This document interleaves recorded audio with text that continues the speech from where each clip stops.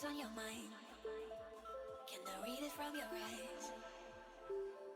Can we lay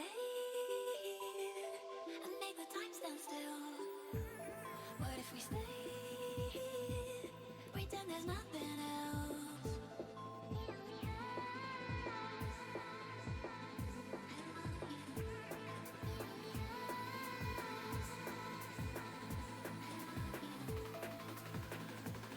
What if we stay?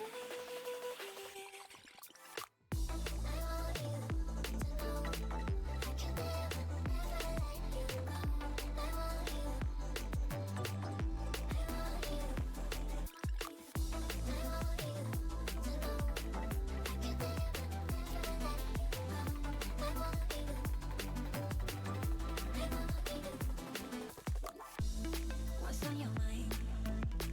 Can I read it from your eyes? Can we lay and make the time stand still? What if we stay, pretend there's nothing else?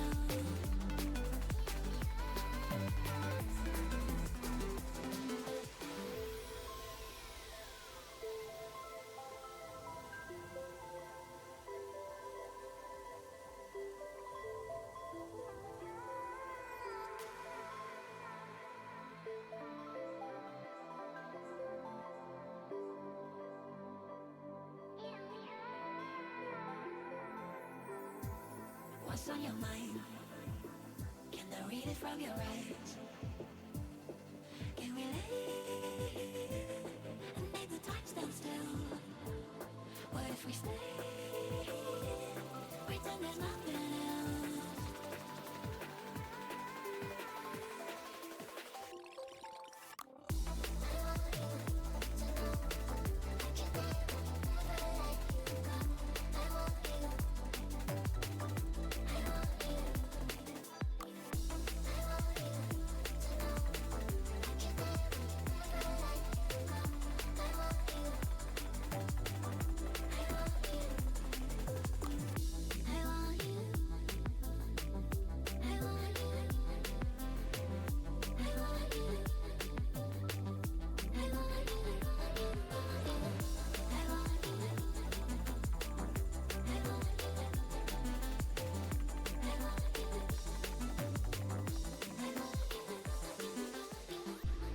What's on your mind? Can I read it from your eyes? Can we lay and make the time stand still? What if we stay, pretend there's nothing else?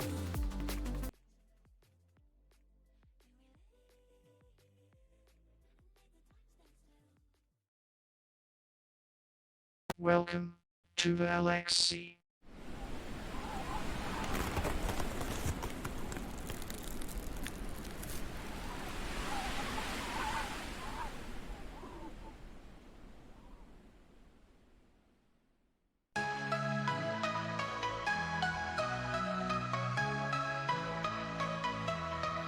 Neon lights flash, glow in the virtual battlefield.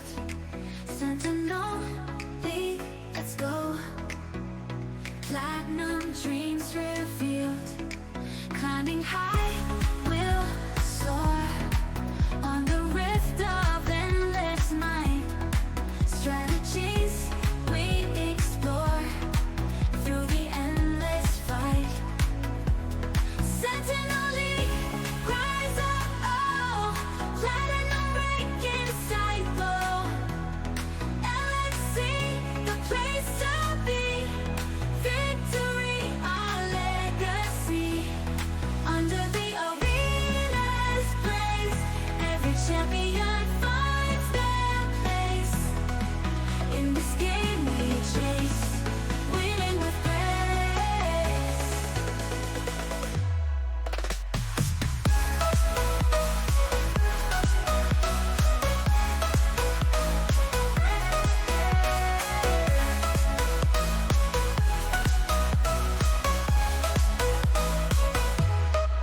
From amateurs to pros,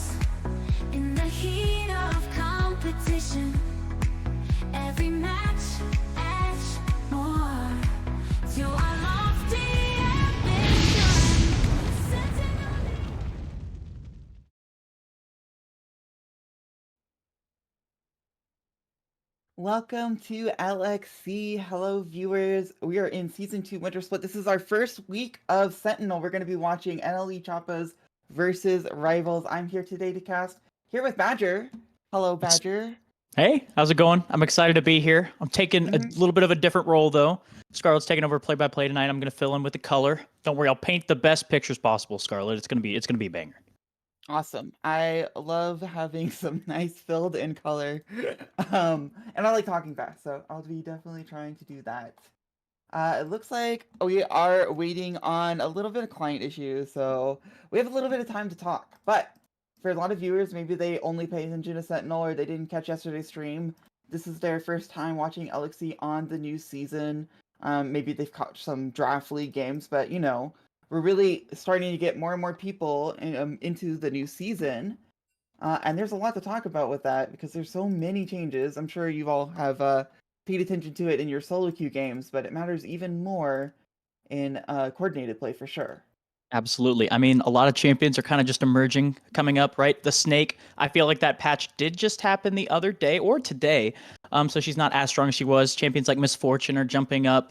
You look at some of the other champions that are popping up, like Caitlyn, Corki, Jinx. The AD carries are really kind of like rising in power, or it's more so the ones that are strong are just a lot stronger than the other ones. But still, I'm excited to see it. I'm also excited because I know a lot of the players on both rosters, Koi and Diet Coke. They were on my draft league team. Shout out to the Bozos. And then over on the other side, Rivals, the coach there is another color here, Righteous. So I'm kind of torn to see who ends up coming out on top here. It could go either way, to be honest with you. Well, either way, your team wins. There are some people that win, right? Mm-hmm. Like it's perfect. Also, it's only week 1. I think it is great time for people to just kind of explore what they want to do, get their nerves out, especially if this is the first time they've been streamed in a while. Like I don't know if the draft league was because this draft league only was streamed for playoffs, so Mm-hmm. maybe for some of these players they haven't been on stream that much. Mm-hmm. And I know from experience that that's just a different feeling whenever you're playing and you're realizing like in 3 minutes, a lot of people are going to be watching that and wondering what the heck I was thinking. It just kind of adds to the nerves. Sometimes you gotta think about it. You might be inting in front of 5 people. Now you're inting in front of a lot more people. So you gotta be on lock. You gotta be Oh, we're cautious in here. draft, by the way. They Oh, we just are are in draft, and firing we're off the already they're bans. firing away at these drafts. As we see Oriana coming out for NLE Choppers, the Victor, they're banning out all these mid laners. And over on the rivals side, it Hey, looks like 80 carry focus, but Victor is a top lane and a bot lane as well now, okay? You need to put respect on him. He's just that broken. I But will say yes, I'm mages are surprised that they're gone. banning it on blue, right? Because if it is that really high flex pick, I think there is the opportunity to just first pick it and then basically have the most flexible draft of all time, right? So maybe that could be a potential weakness, something that Rivals, if they keep this series going long, if it goes long, they can look to be like, hey, we know that we don't have to ban Victor against this team. But Skarner, that champ you always have to ban, so I respect that for the Choppas. Well, that's interesting because that's the 2 bans you usually see on red side. Now, I think Victor, with the time to breathe, has gotten more counters available, but they're going to blank pick Wukong, and that champion isn't really one that you can go, oh, I know exactly what to pick into that. He just kind of, doesn't engage, brings some tankiness, and all around nice stuff in the jungle. To be honest, Wukong has been really, really dominant on the patch. I think he's been top 1, if not maybe in contention for top 2 junglers. I've seen him blinded almost in almost in all of the drafts, but that's another champion that basically gets picked pretty early. The Misfortune, we talked about it a little Oh. bit, but I will say it's kind of hard to play Misfortune into Wukong sometimes, right? That champion is super mobile. He has the opportunity to knock you out of your bullet time, but Maokai gives you a little bit of extra support there, so that's not too bad. Yeah, and Seraphine would be an interesting one. I don't think I've seen much of Seraphine on this patch, but there's a little bit of Seraphine bot lane, not in the support role, that you could see potentially. I haven't seen it as much support, which is kind of interesting because it's like entirely what she was designed for, and I feel like that's the least played role she's been in of the roles 100%. that she's played. I mean, I did want to point out. I just thought it was weird that Rivals banned a Moo and then picked Misfortune because I feel like that was such a common choice to go together. That's a Twitch though. that is the Uh, stink rat himself, Twitch. I will say, though, Triumphant has put in a lot of games with Seraphine. This might be comfort for them. But when paired mhm. with a Twitch, it gives you a lot more mobility, right? The Seraphine's going to go with that massive, massive ulti. Just let the rat come out of nowhere and absolutely blast away. But I do agree. I will say the Amumu ban, Koi is known to play a lot of the AP jungles, and Amumu is at the top of his list. So they might just be like, hey, we don't want to let it through. We're willing to just say, hey, you can be on Koi, be on the monkey. But Syndra is their response into that Twitch. Okay, so we've got a little bit of mismatched roles here. The Maokai is probably support. It could be somewhere else, but we know that Rivals has picked their mid laner, and NLE Choppas has not. So we should see some mid bans, and here comes the first one in Hui. Mm-hmm.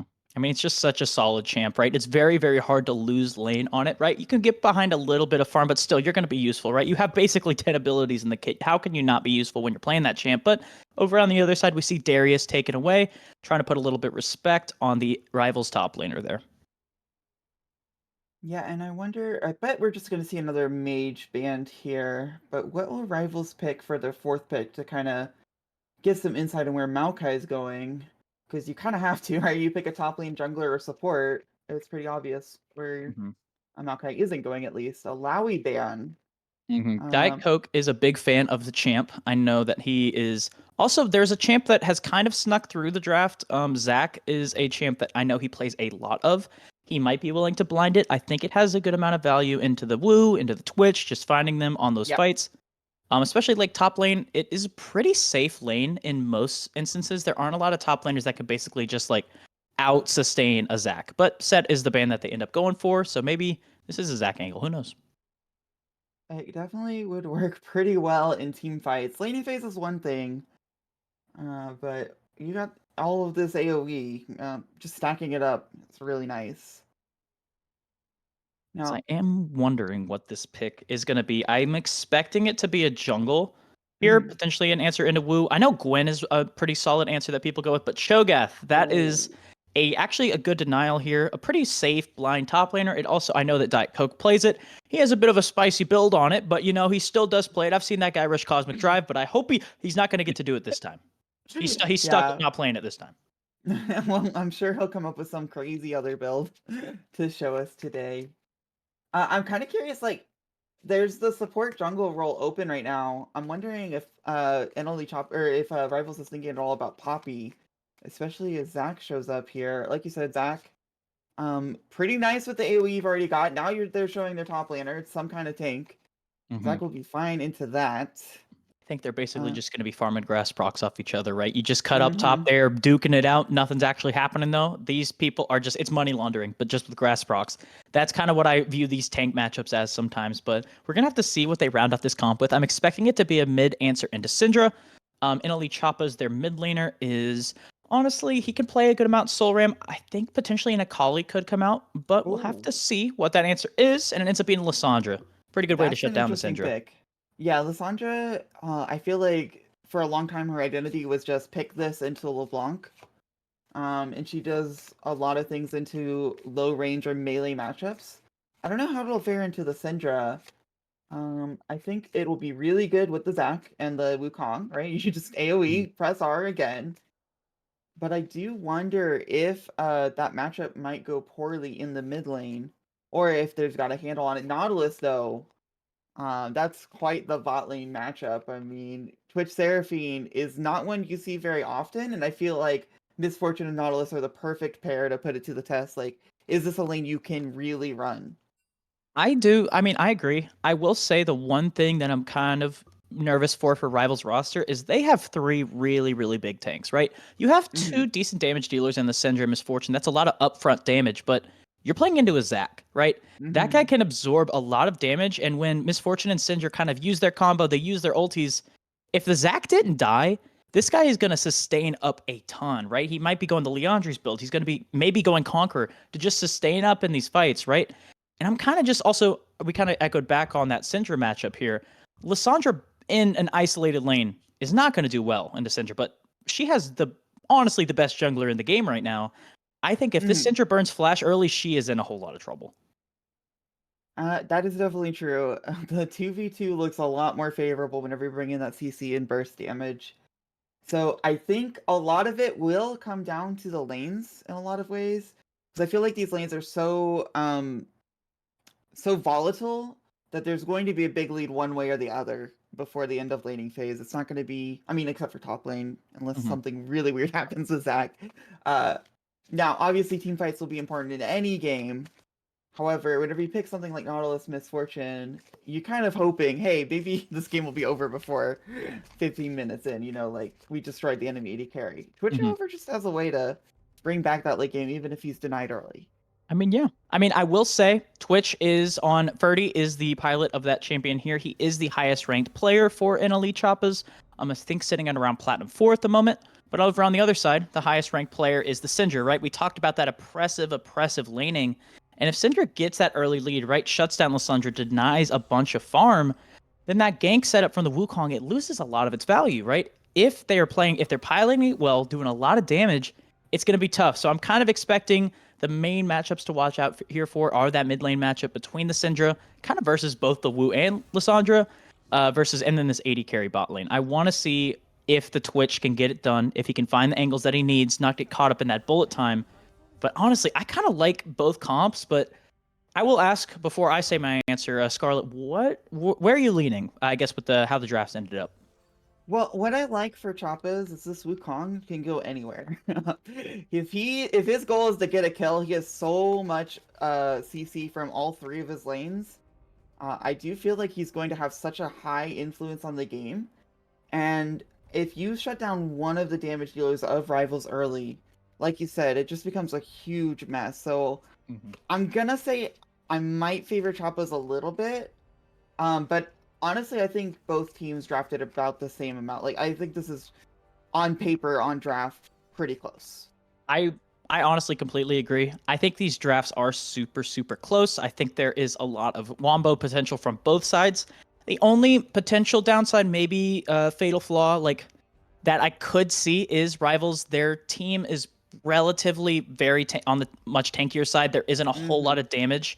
So that is something that I'm like, hey, maybe a Zac, if he gets ahead, could be a really big problem. But I do think it could go either way. I will say, though, favoring draft-wise, I'm going to have to go with NLE in this one.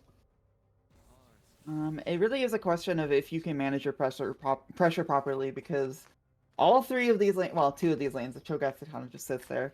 But mid and bot really want to be pushing in early. And with Wukong available, that might not work out if you don't know how to manage your timings. So that'll be something to look out for sure.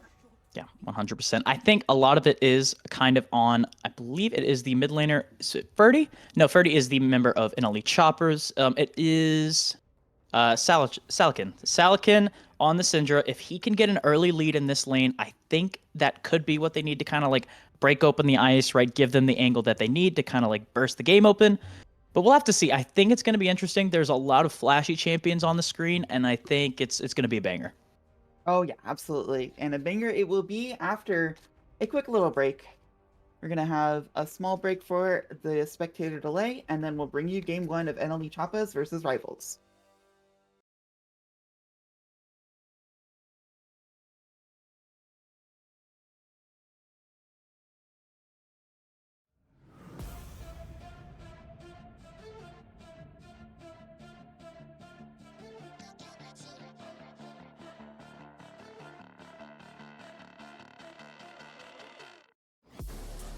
Inside of me, you better watch out if your enemies are road ahead of full prophecy to be the greatest beast the world has ever seen. I feed him every day like the bones clean. I feed him all the hate and he grows me, and he gets caused real big, pissed off quick. And if you cross him, you might drop dead. Metaphorically, of course, settling the score, never getting bored. Loves of blood and gold, always wanting more freedom from the source. They don't really understand until they feel the force of blood. And if you start shit, you be heartless in the darkness. Torn apart quick, you left scars ripped, you be chewed up and discarded. And this world ain't right, won't accept it. Negative energy, I expect it. Once it's in your mind, it's infectious. So fight for your life and reject it. You better give me space, I'm protective. My adrenaline spikes when I'm threatened. And if you stay in my way, I'm aggressive. Cause when there's no exit, I'll kill when I'm desperate.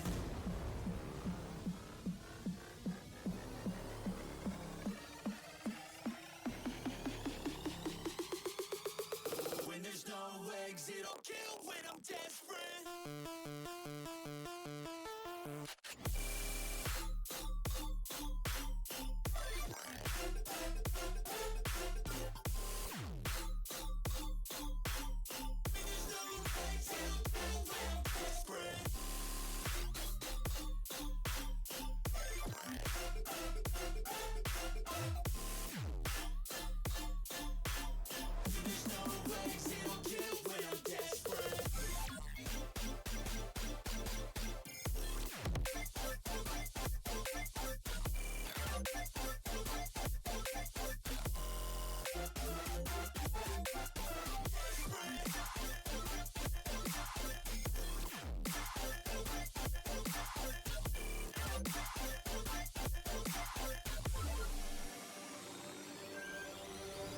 And this world ain't right, won't accept it. Negative energy, I expect it. Once it's in your mind, it's infectious. So fight for your life and reject it. You better give me space, I'm protective. My adrenaline spikes when I'm threatened. And if you stay in my way, I'm aggressive. Cause when there's no exit, I'll kill when I'm desperate.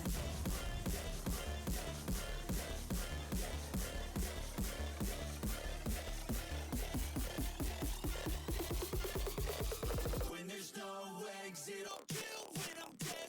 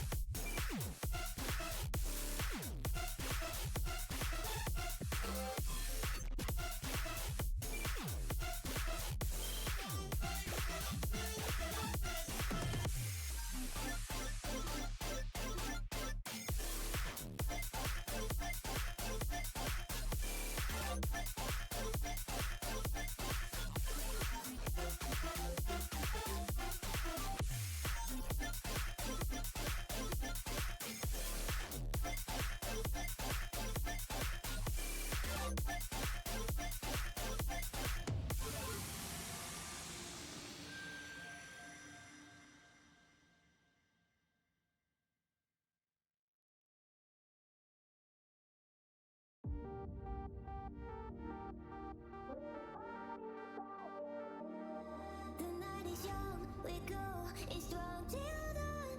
Up all night till the morning comes. We love it so, we go, it's strong for more.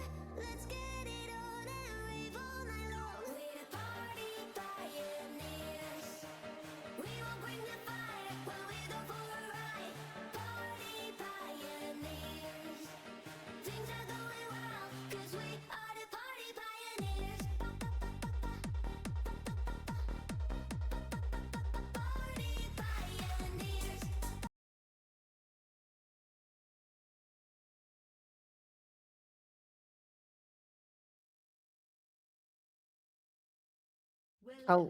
Hello and welcome to game 1 of NLE Choppas versus Rivals, and we've got a Nautilus doing Nautilus things right now. You can see them sneak into the bush.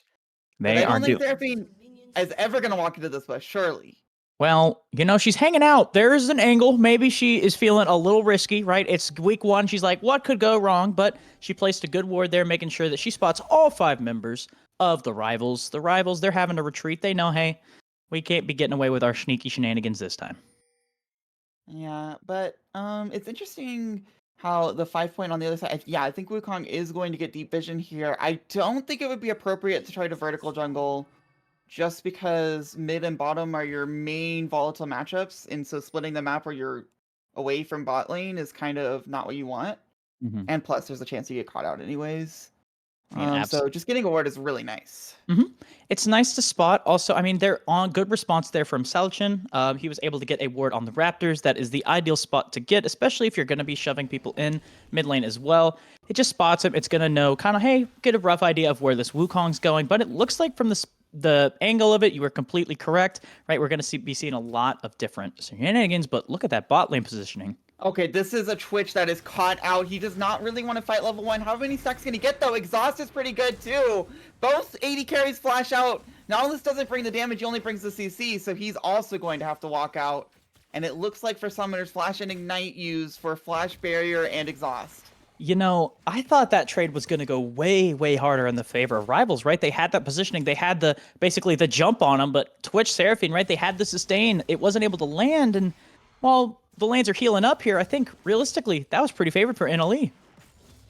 Absolutely. And I wonder if it's possible that BK could have used the cleanse on the Exhaust. I understand that using summoners that quickly can be kind of I don't know. But if you're going for a cheese, I think it could have made sense. And now you're in this position where you've given up lane priority. You have so little health that you're never really going to allow Nautilus to get a hook in. And your only hope is that Maokai's coming down here and Wukong isn't, but they both are. And I don't think you ever win the 3v3 either. The 3v3 is tough. Also, over on the top side, Death Knight did place the ward to see that, hey, this Wukong he's not pathing top. He is heading down to that bot lane. And when there was the aggressive trading... This is a root. There's a lot of damage here. There's no minions at least, but Salichin kind of just has to walk away and take a lot of damage. Meanwhile, Diet Coke, are you trying to use your passive? Are you trying to get a kill? It looks like Death Knight is going to get the knock-up and be able to escape, but... Oh, these health bars are really low. Flash in, flash out. I think he's dead, though, because the Q. It depends on if he gets this Q. It's so important. It's not enough. I can't believe that didn't kill. I was for sure certain that was going to kill if that hit. Man, oh man, but now cutting over bot side. Flash hook, and Myth doesn't need health if she's not getting hit. The root in on Twitch, and it is first blood for Rivals. I mean, great flash there from CV, right? Making sure that this Twitch gets put in the dirt. The rat is going back to the sewer there, right? This is the advantage they need. Even though they had that bad level 1 trade, they capitalized on it. And Big Rev, with the great play, was able to get there in time. Oh, this is a really interesting attempt at a freeze against Nautilus. I think it kind of works because Miss Fortune's not getting tangled up in this. She needs her tempo. So freeze means that Twitch isn't incredibly far behind, just a little behind. Especially since the kill went over to Maokai. Hey, if that's my support, I am having the time of my life. I am super appreciative of Triumphant there as he's finally taken his base, but kind of looking at how these lanes are set up, right? The CS lead. I'm honestly, one thing I'm surprised of is Lissandra. She is actually up farm on a Syndra. That is not usually how that lane goes, to be honest with you. I mean, you get flashed on like what we saw, or not flashed on, sorry, E'd on, and you have to flash out, and you're against Wukong, who hasn't really shown except, you know, maybe he ganks bot lane, maybe he doesn't, maybe he ganks you. Sometimes you can't really contest the CS as much as you want to, as Syndra. It does. Never mind. She said, otherwise, I'm going to get that farm down. But every time I feel like we cut over to this top side, right, it is like we talked about it, the money laundering over these grass procs, right? They are trying to make sure, hey, we are going to be tanky, and the rest of the map, they're going to deal with us later, right? We are absolutely throwing hands, but there's probably not going to be an end result of it. I personally was very happy with the flashes. That's more than I usually get out of seeing top lane, so... But this is something else. Syndra does not have flash right now, baiting in by getting stunned. But Wukong calls it off because the E missed. So it won't be a play. And the junglers just go back to their farm. As they do. Now cutting over, we see that Koi, he's had a lot of active pressure on the map, primarily on this mid laner. And with that, he's able to get his bot lane, or his mid lane and bot lane over to potentially take this first objective. And when you are down on the feats of strength, giving over that first blood, it's pretty good to start getting this objectives on early. Right, but this does let Big Rev walk into the jungle of Koi, so it's not completely free. Oh, level 6 meat reached for Lissandra. Salichin doesn't hit that, but he does hit the R button. Ooh. If he had hit that Q, Solomon was dead. I guess... Oh, Big Rev! Ultimate. Oh, wait, I think Solomon is in trouble here. Has ultimate flashes out, but doesn't have the mana for ult. Has the mana for root, though. Big Rev will trade 1 for 1. The kill does go over to Lissandra as well, which I think is okay. Wukong obviously could run with it too. But Lissandra with gold is kind of nice into that Syndra matchup. Now, this is Wukong getting the grubs after getting the dragon. I mean, that is punishment, right, for Big Rev going for that play, right? He had to burn flash. I mean, he got the flash out in return, but you're losing 2 objectives early here. And when 3 objectives really, really matters with this patch, right? Feats of strength, you got to get those 3 to really get that, I guess, tick. And they're realistically, it might be 1 for 1, and then it's the turret that's going to end up mattering here for who actually gets the extra boots. Absolutely, but taking this time with Seraphine to get all the objectives means that you're losing a little bit of pressure bot lane, and the more pressure you give Miss Fortune, the more likely it is that she will get the first tower, and that's all that matters for objectives whenever you've got the first blood. Mm-hmm. I mean, now looking at just how the wave states have ended up playing out and kind of where the junglers are at, right? Maokai is the one who has a lot of the gold, and I mean, he has a lot of value, right? He's going to be a big tanky guy regardless of what happens, but I mean, it kind of is unfortunate, right? The Misfortune, the Syndra were not able to pick up those kills, accelerate their lead, because realistically, they are the damage dealers, but look at I top, think maybe... Cook is in a bit of trouble here. Looks like Death did not want to go for it just because he was out of cooldowns, and there could be a Wukong, which now Wukong is here. I respect the safety, but Diet Coke does not respect his passive. He just wants to use it, I think. I mean, hey, when you're playing Zac, right, you can trade super aggressively, especially when there are top laners who don't have a ton of sustained damage in the area. But look at that This stun. is a nice stun. Solrim still has ult, does not have flash though. Flash in ult will meet with the Lissandra ult. Nautilus is here for the follow-up. Doesn't want to go for the hook though.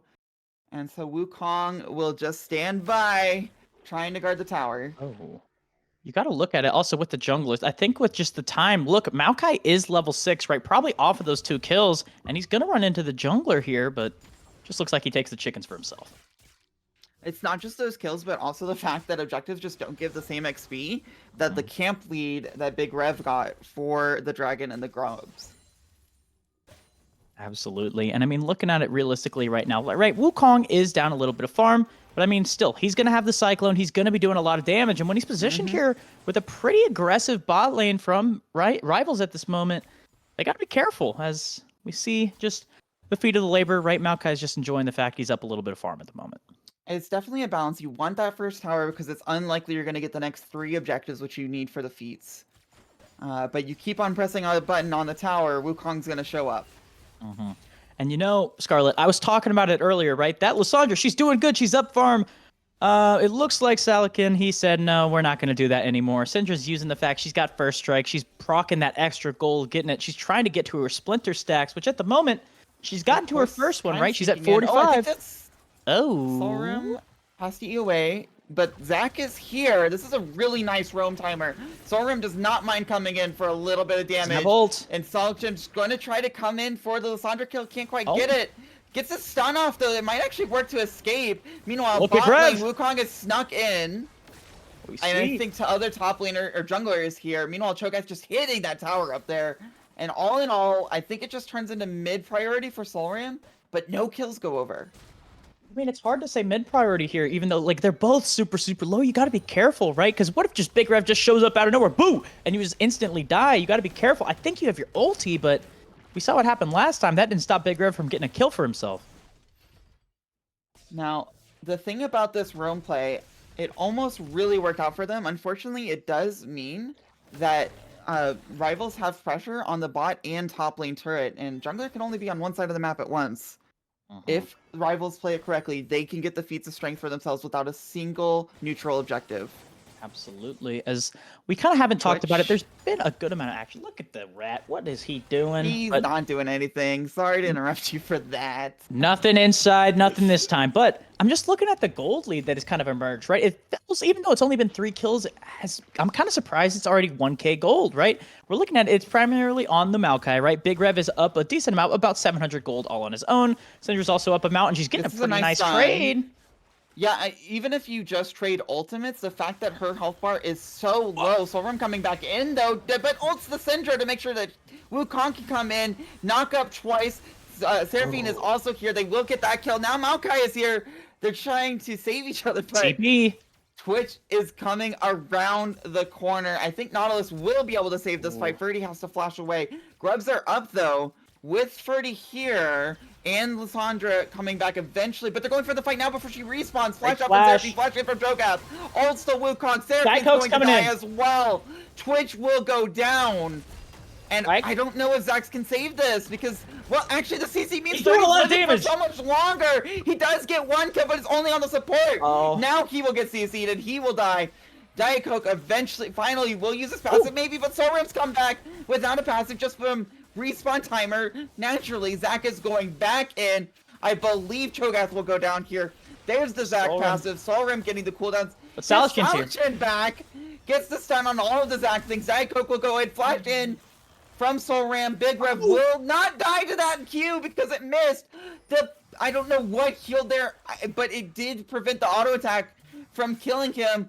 Now Triumphant is back. There have been 3 delayed respawns. The hook in to save Salachin. Big Rev has also come back after healing from a camp. Salachin will fall, however. Seraphine gets a double rip. Will get the W to cancel the damage on the Q is insane. And Triumphant will go for a recall. I don't think Triumphant... Oh, he does get away with it. And Zac has to teleport. I think they're actually going to cancel the recalls to get this Grub objective, which will be that feat of strength. they're gonna. Actually, Zach just went for lane, and Triumphant decided to stay around just to make sure they don't do grubs, I suppose. What a And gosh, what a slobber knocker. Also, I mean, we're I in need this a pause. Thank It gives God. me time to talk.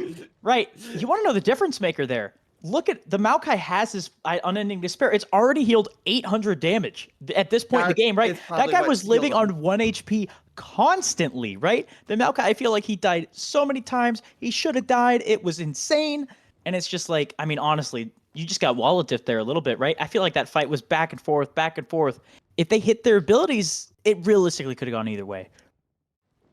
Now, I do want to say the entire time that there were about 9 members fighting back and forth, BK's was just kind of like playing Farm Simulator, and that turret's down to 2 plates. Plates are about to fall off in a minute and a half as well. Yes, you've got the neutral objective Triumph, but importantly, Rivals got the first blood objective. If they get this tower, which is now super weak, all of that will not matter whenever they get the boots upgrade. Now, obviously, dragons are nice in their own way. Having whatever number of grubs they get is nice in its own way. It might outweigh the fact that they get boots. But this new feats, I mean, it's already affecting this game in a heavy way, because without the feats, I would think the objectives control that NLE Choppas has would really even put them ahead of the 2K gold lead, although it depends, obviously. I mean, I think it depends on if the game goes long enough to kind of like see, are they going to be able to get on Soul Point, right? We're also looking, it is going to be an Infernal Soul. That is one of my favorites to watch.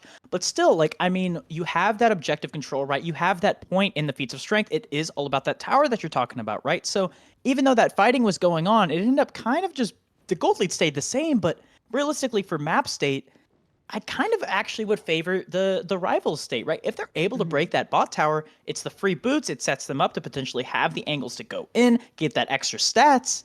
And when your stat balls like Syndra and Misfortune, I'd be pretty happy about that. Yeah, if Misfortune has been gifted all of this gold, right? Because, yeah, none of the kills went over to her, but she's gotten so many waves. She's got a 20 CS lead. She might get all of the plates of bot lane, or at least she's gotten 3 of them. That's exactly where you want your gold. Obviously, a lot of it's on Maokai, which isn't ideal. But if Twitch doesn't get on Maokai, or if it's only Twitch hitting Maokai, he's not going to die anytime soon. Absolutely. As also just a quick update on what the pause is going on. It seems like there was a power outage over on Death Knight's perspective there, unfortunately. It looks like that snow has been affecting us, unfortunately, on the Rift as well. As right now, we're kind of waiting to see if potentially that power is going to come back. Hopefully, we can finish out this game, because right now it's been a bit of a banger already. I thought we were in Nox this season, not for Lord. Apparently not. Very They interesting just- oversight.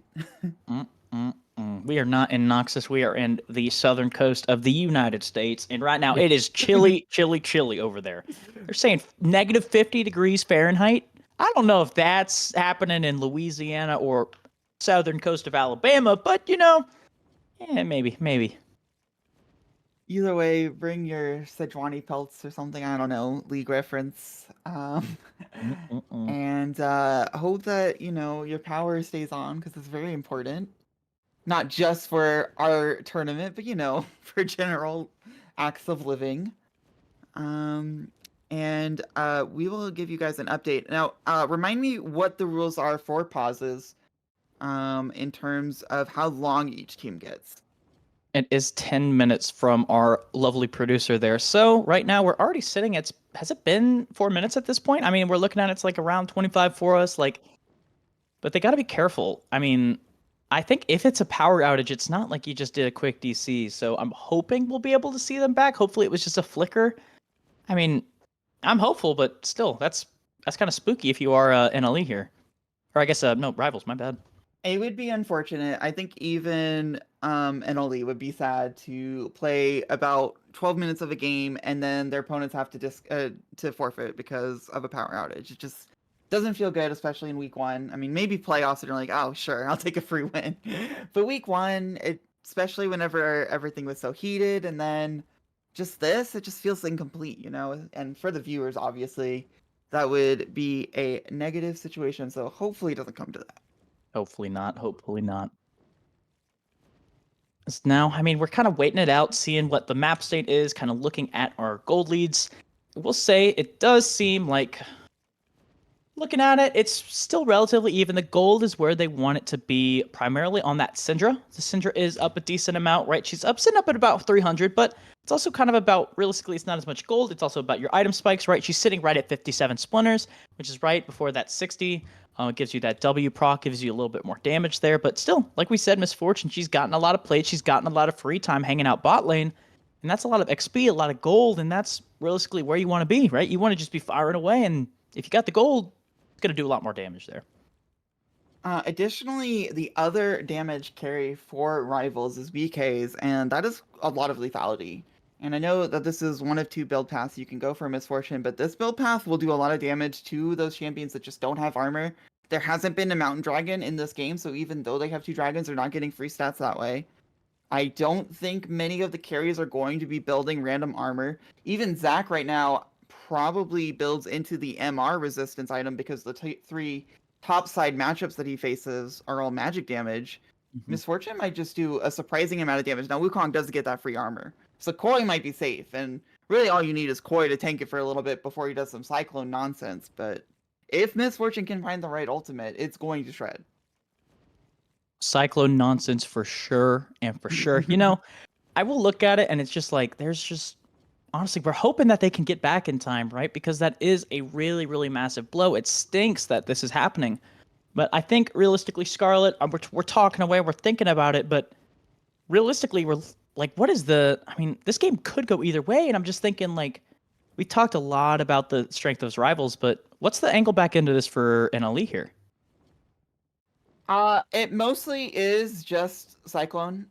I mean, Misfortune will do a lot of damage if she can sit there in bullet time, but if she can't, you're good, right? Like, you have to deal with Syndra, sure.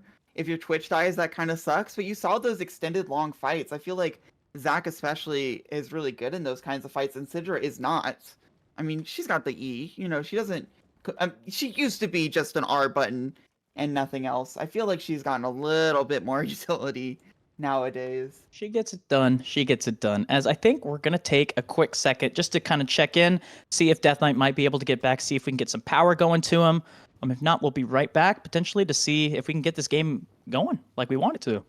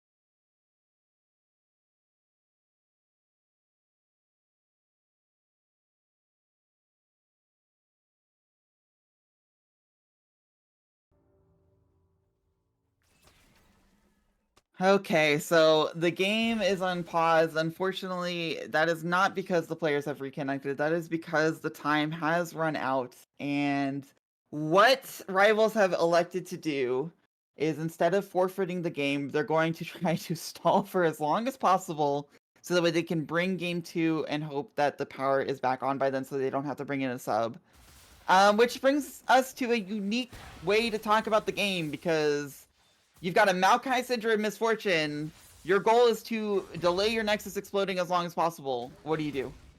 I mean, if worse comes to worse, right, you're down 2 people. Usually 4v5s, I've seen some crazy things. 3v5s are very tough to get these going, but some ultis just going down bot, but nothing too crazy here. As looks like Well, maybe I think this is a unique situation where the focus goes away from all macro that you've learned and all, like, how do you win the game? Because you're not winning this game. I, like, literally, like, you could throw all 3 people to grubs right now, and it might make sense just to prevent them from having 6 grubs. There's, like, you're not trying to make decisions that will win you the game. You're trying to make decisions that delay the game as long as possible. Mm-hmm. I mean, this does just blow the game right open, right? I will say, like, there aren't a whole lot of ways to kind of keep this going. As we do see, the bullet time is just trying to clear out the way, but it didn't actually get all of it. As Koi is really, really low, but you don't have that follow-up, right? You have 2 of your members in base here. Yeah, it's a weird situation to be on for blue side as well. I feel like this has happened in solo queue before to everyone. The opponents have 4 people, and like the game's over, so you kind of just stop like really hard focusing, and you just like right-click their towers. But at the same time, you know, it would be beneficial. I mean, I don't know if they really want to like speed it up or anything. But at the same time, it's hard to stay completely in focus whenever the game is essentially won. I mean, yeah, absolutely. It's kind of also, I'm thinking, so we know this issue happened. I'm wondering if it is NLE Choppas are on that same idea. They know that they probably do know that this is going on. They know the situation. I do feel like there is the angle to potentially play hard for it, but Big Rev is in a funny little spot here. Okay, I'm sorry. I'm going back into play. Therapy dying here is actually a big deal. Taking away experience with Twitch means there's less pushing power, but I mean, you're just in a 3v5, right? They're going to go down. Salichin will also die. There's a nice 4th member coming in. It's just not fair. Big Rev living here would be nice. However, killing Twitch, denying him experience, is Big Rev might live here actually. You know, Big Rev. Big Rev gets the big heist out, but Solheim is taking a lot here. I think trading is bad here for NLE, and they don't even get it. But what I was saying is, you know, your biggest clock is that Twitch hitting towers. The more time you can prevent that, I think he gets a kill here now. You just stay on a nice tower. Down. Oh man. I will say, you know what I'm expecting? I'm expecting to see Hullbreaker on every single member of NLE here, right? You basically are just saying, hey, we are up so much, we are down. If you're your rivals, you're thinking, well, I mean, we can try to hold our best, right? I mean, if you're Misfortune, that's one of the better champions at holding waves, but still, a lot of it is on a pretty long cooldown there, as they are making some aggressive plays. Try to kill for again, if you trade here, it's really good. Doesn't quite land the R in the right place. I mean, he just gets the trade, though. I mean, through exhaust and missing the ultimate. As hard as it is for blue side to, you know, remain focused and try your best, I can't imagine playing a 3v5 is easy either, but BK's does get the 1-for-1 in a 2v1 situation. He gets the 1v2. I mean, hey, Misfortune, I guess, is just that broken, right? You can, with ulti, just do it to flex on him and still get the kill there, right? That is the lethality curse there, right? She is basically up a full item. She opted to not go with boots, right? She has the strut. So that is probably why she absolutely exploded. That's not a real word, but it is now, that Twitch. And I mean, it's doable now. It's doable. Yeah, you just keep killing Twitch, and you know they're gonna split push. They're gonna get Rift Herald, but I mean, if the power is out for 40 minutes to an hour, this is pointless. But if the power is out for like 15 minutes to 20 minutes, this could be a big deal. Every minute might matter. And it would be demoralizing to have to bring in a sub. I don't know if the teams would be willing to do anything else. Obviously, NLE Choppas is well within their rights to, you know, force subs or a surrender if the players aren't available. I will say, though, was looking at the Rivals roster here beforehand. They did have a decent amount of players who can fill in for this sub roles. We might be seeing a lot of shuffling, a lot of scrambling to kind of figure out who's going where, who's doing what. But still, you know, I mean, it's... Stalling this game might also be sending out Discord and text messages like, hey, wake up, we need you for this match real quick. Wake up. Get your computer on, warm up a game or something, an ARM or something, because we need you. Mm-hmm. I mean, absolutely. You know, we didn't talk about it, right? We're talking a lot about the game, but Diet Coke with the nasty diving into the Rift Herald there, Shelly, and making sure that he could dodge the Syndra E, but now Diet Coke is diving a little harder here. Yeah, BK's, I just get the wave, man. You're gonna die over and over again. will die to Diet Coke. Twitch is even here. Oh, it just takes 2 tower shots too. Again, this is not players playing at their best. They're playing because it's just a really awkward situation. So sometimes your Twitch takes 2 tower shots, but if you can right-click the tower, it doesn't matter. I mean, right click away, right click away. We see. So, nice stuff from Salichin. Syndra has a lot of tools for preventing minions from pushing by themselves. Right? That's You true. get the Baron in 25 minutes, I'm assuming, and you get super minions. Syndra can kind of just W1 away. Unfortunately, one of those tools is not a top laner and support, so that kind of hurts. I mean, you got the tools, but you're still down a couple big things. I'll be honest. Now, Makai is behind Twitch right now. I think he's just going for farm. Taking farm not only helps you be a little bit tankier, which means you can help clear waves a little bit, but also denies farm from Diet Coke, or not Diet Coke, sorry, Koi, which could help in preventing him from pushing, or how quickly they take Baron. Objective bounties are available soon. I don't think there's going to be many of those claimed. We'll have to see. Yeah, I think it's a little tough, but I think they're Big making Rev some is plays dead here on Big here. Rev. They said, we don't Root's care that on you're down a and player. Flashes out, and actually he's fine. And he gets to go back to the minion wave. It really is a minion pushing game. I mean, it always is in 5v5 as well, with some team fights in between. I feel like this game, more than anything, is really a minion pushing game. I mean, it is a minion pushing game, right? But I'm sitting here and I'm like, I think, honestly, you can just have 3 people mid always, right? You're forced to match it and just have side lanes constantly pressuring, right? You're down so much and like, look, you're throwing the nature's grass, but what are you going to do? You don't have any damage. You don't have any of your buddies here. This fight is so funny. I don't think it leads anywhere normally in a 5v5, but here it really doesn't. Big Rev is not going to kill Diet Coke. Diet Coke might kill Big Rev, but really it's just about the minion wave right now. And he's just taking the minion wave, just trying to buy time, stall time. But looking over top side, you see Otacon is kapoofed. Kapoofed indeed. Yeah, I mean, Diet Coke is not able to stop Big Rev from getting the minion wave. Like, sure, Big Rev's mana bar is down, Big Rev's health bar is down. Those things just don't matter right now. Absolutely, absolutely. You know, I will say, in my casting experience, I've never been in a position where a snowstorm has taken out 2 people at the same time. So we're in that 3v5 position. I don't know what the strats are. I don't know the meta of this position here for the side of Rivals. Do they have an angle back into this? Realistically, no.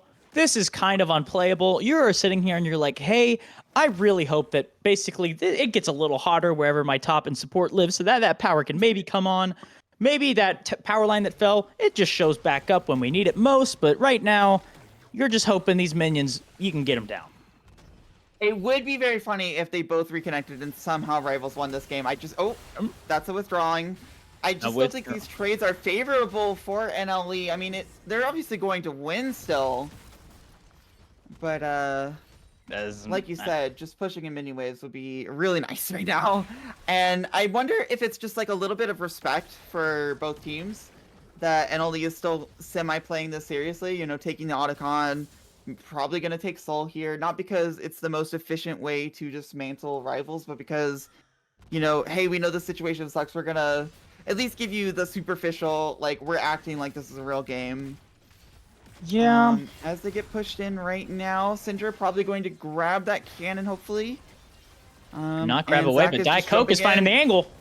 Yeah, this is a really big stun, and the CC chain. This is what teamfights would have looked like. And you can see how they just can ignore the tower. Misfortune not able to find the ultimate on many. I believe 1 person withdrew. Someone also withdrawing. Diet Coke will just walk away and withdraw the normal way. Withdraw And the they normal can way just- into his goo. The goo, Yeah, he and- emerged, reback. He said, I actually have 2 revives. I'm hanging out. I'm pretty happy here. But yeah, I mean, it's just like, you know, we were talking about that gold lead, and you know, it's still kind of crazy. It's only 3K. You're Right. down 2 people. 2 lanes are basically not getting farmed constantly. And you know what? Props to Rivals. They are making it interesting here for us. Now this will be Soul, but Soul doesn't really help you push towers. It obviously will help with those dives and team fights. But you know, usually Infernal Souls, whenever like things get really heated up, oh, I love how direct to camera just brings us back here. What are these 2 players doing? They are probably getting very mad at the weather for deciding, hey, today is the day that It's no more League of Legends for you. Basically, sometimes I need a no more League of Legends for you, but when I've been grinding solo queue for a little bit too long. But unfortunately, now's not that time. Yeah, so I believe that we are hearing that they're going to use subs next game. So right now the players are not FFing, which I respect. You know, might as well hit some buttons and buy some time for your subs to get a little acclimated that they're going to be playing on stream soon. BK is going to die to the poison, surely. Actually, it's to the Koi jumping in. I think he's dead to the And monkey, Big just Rev? immediately making it a problem. I do like Big Rev just constantly going for these trades and mini waves. Like, I don't care if you're going to, you know, make it so I can't contest anything, because I'm not contesting anything. I'm not farming camps. I'm just trying to get the mini wave. Diakook actually kind of running into Syndra, though. And that's a shutdown for Salichin. More gold on Syndra means more wave clear. More wave clear. Indeed. Is it enough to cover 3 waves at once? Maybe. Maybe Probably that's not. what we're The stun expecting. is pretty nice, though. I think this inhibitor will go down. Usually you'd say, well, at least we're getting farm. They were getting farm anyways. There's only 3 members right now. I would sure hope so. I mean, like, you're looking at it, and the Maokai basically has more farm than most of, well, not most, he has more farm than the Twitch. That's something, right? Like, he's still tanky at the end of the day, right? He's been hanging out with this Zac the entire time, right? They're not trading grass procs. It just feels like Diet Coke's getting some freebies. But, I mean, like, what do? Like, what's kind of the angle here? If I was the player here, I would stall on rivals, to be clear. I would stall until I felt like my subs were ready, and if I felt like, you know, there was something we could talk about, like, this is kind of your timeout time. Like, you know, what did they do level 1? What do we want to change? Is there anything else we want to talk about? And then once you're, like, ready, then you might just hit the FF button. That's okay. That's understandable. We've all been there. Understandable for sure. I mean, hey, on the bright side, maybe for the viewers at home, as well as the side of NLE Choppas, there is a really big purple slug that's going to make these pushing even easier, potentially trying to close out this game, save us a little bit of time, save us a little bit of energy here, as that is immediately what is going to be started. Right, but this does mean that any kill on to NLE is not just a token. Like, oh, you denied them experience for a while and pushing power for a while. You denied them a Baron, and Solrim might be the first target of that. Diet Coke jumps in on BK, though. BK getting a cheeky steal would have been nice. Obviously, it was very unlikely, and now will be impossible as Triumph hits it. If Solrim dies here, though... Okay. They actually stole it, by the way, while that was happening. Big Rev gets the Baron. Will actually be able to stall for a while before he dies. Syndra's still alive with that Baron. I don't believe Nexus minions will live long or get Baron from the people in base. Now it's just up to Syndra. With no health, though. I mean, that is evil. That is so evil, right? They said, hey, we're going to make it so you cannot push. You cannot keep going. Salichin is healing in base, but Diet Coke is clobbering away. He's slapping these minion. towers. Super minion, he's throwing it, and he's showing it who's boss. Diet Coke actually might be in trouble here, too. There's no easy way to get out of this mini wave. With Salichin, I mean, Syndra's not built to kill a Zac like that, so... he will just be able to kill this inhibitor. Baron will help for a while. They will be stalling for a little bit longer, and Birdie might die as well. Not quite. BK absolutely will be in trouble, though. Here comes indeed, as the Goo Man is in not care about the tower. They will trade, though.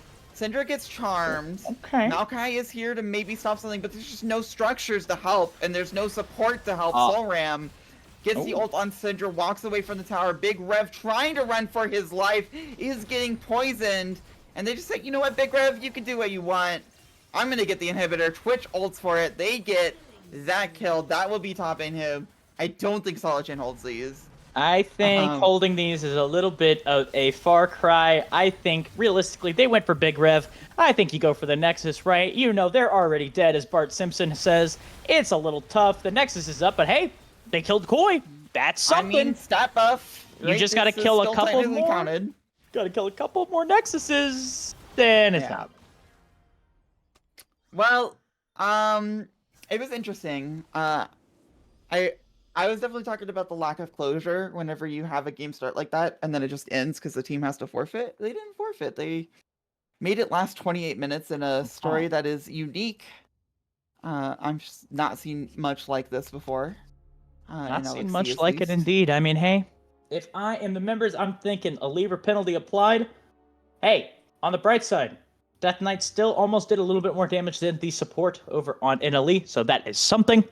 But, I mean, that is an unfortunate way for that game to go. On the bright side, right, maybe the three members there, they're sharing that farm, they're sharing that damage, they're getting their percentage of damage dealt stat up for their team, which is nice.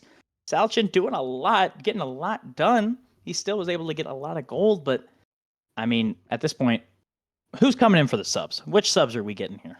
Yeah, you have some options. Oh. Now, obviously, you need 2 subs. Most teams really prepare for, one person that they know can come in clutch, and then some people they put on the list in case something happens. Well, something has happened, and you're contacting those people, so it's kind of like who responds, and also who plays these specific roles. Because top end support, not everyone plays those roles, especially top lane. I feel like you kind of have to be born into that role. Yeah. um, and so getting just any sub isn't really the greatest. You would really like to have someone that can play that top lane role. Now, it is nice that you have that core mid jungle, and AD carry who really direct a lot of team fights, and mid and jungle direct a lot of mid game play. So having your core roster in this way is really nice. It's also good that it's only week 1. Yeah. But this is definitely going to be difficult for rivals. Difficult is maybe a bit of an understatement. I mean, you are sitting here. That is also just the mental edge of just losing your players to a snowstorm is super, super annoying. But hey, on the bright side, NLE is not forcing the ban loss for the potential E sub that is coming in. So that is very nice of NLE. But still, right, we got to look at who is going to fill that top position, who's going to fill that support position. And like, it's just realistically, we'd love to talk about how game 1 went, but just like, Could you it's, imagine Koi's like, you stole Baron whenever it was a 3v5 just to delay it? You're losing a ban. I mean, hey, if I'm on NLE and I'm thinking, hey, we lost a Baron when we were up 5 versus 3. I'd be giving Koi a stern talking to if I am coach. I know that coach. You better be giving him the sternest talking to of all time. But regardless, we were looking at the players who are coming in. We see that an E-sub is being used, the Lord JK, as well as one of the members, I believe, from their sub list for the rivals. I do not know which of the 4, as it is Husky. Thank you, Mr. Producer, is going to be filling in. So Husky and the Lord JK are joining the ranks of the rivals to hopefully potentially make this series a little bit more competitive. Yeah, and obviously with the E-subs, not only do you have to get them a little bit acclimated, but the opposing team, NLE, does have a little bit of scouting time, especially for an E-sub. So it might be a little bit longer than normal before we get into the next game. A little bit longer here, as we do see, it looks like the Lord JK, from looking at this OP, he plays a lot of the Snake. It looks like he's maybe a solo lane specialist, as I would expect this to be the person who is filling top lane, but we will have to see, as also over on the other side, Husky is the person who's potentially covering that spot over in the support tab. And, whenever you've got a laner in support, it's always kind of interesting. You saw this a lot whenever Senna was really popular with your ED carry playing it as well.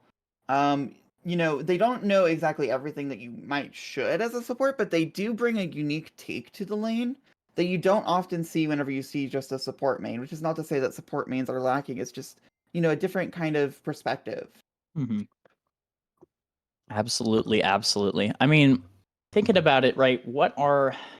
Salchin, we saw it. He played exceptionally well, even in that potential 3v5. It's not the end of the world here. You have the angles to still get back into this.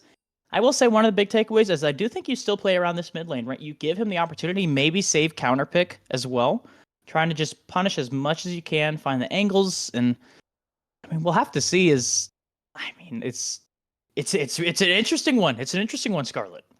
Yeah, with 2 subs on your top and bot side, I feel like it's really important to play around your mid lane. Obviously, subs doesn't necessarily mean that they're like lower quality players, but they don't have the synergy that you've really built up. Your jungle and mid know how they want ganks to go, but your Oh. AD carry might, your support doesn't whenever it's a sub. Well, Top lane especially. it's a little difficult. Oh, Well, guys, there might be some good news, as it looks like Righteous, the coach, has informed us the power is potentially back on. They are going to try to play it out, and they said if the power goes back out again, they're risking it for the biscuit, as they say. Righteous is saying here. They will take the FF, but still, that is potentially a bright side, right? They were ahead with that roster, so maybe this is what they need to get back into this.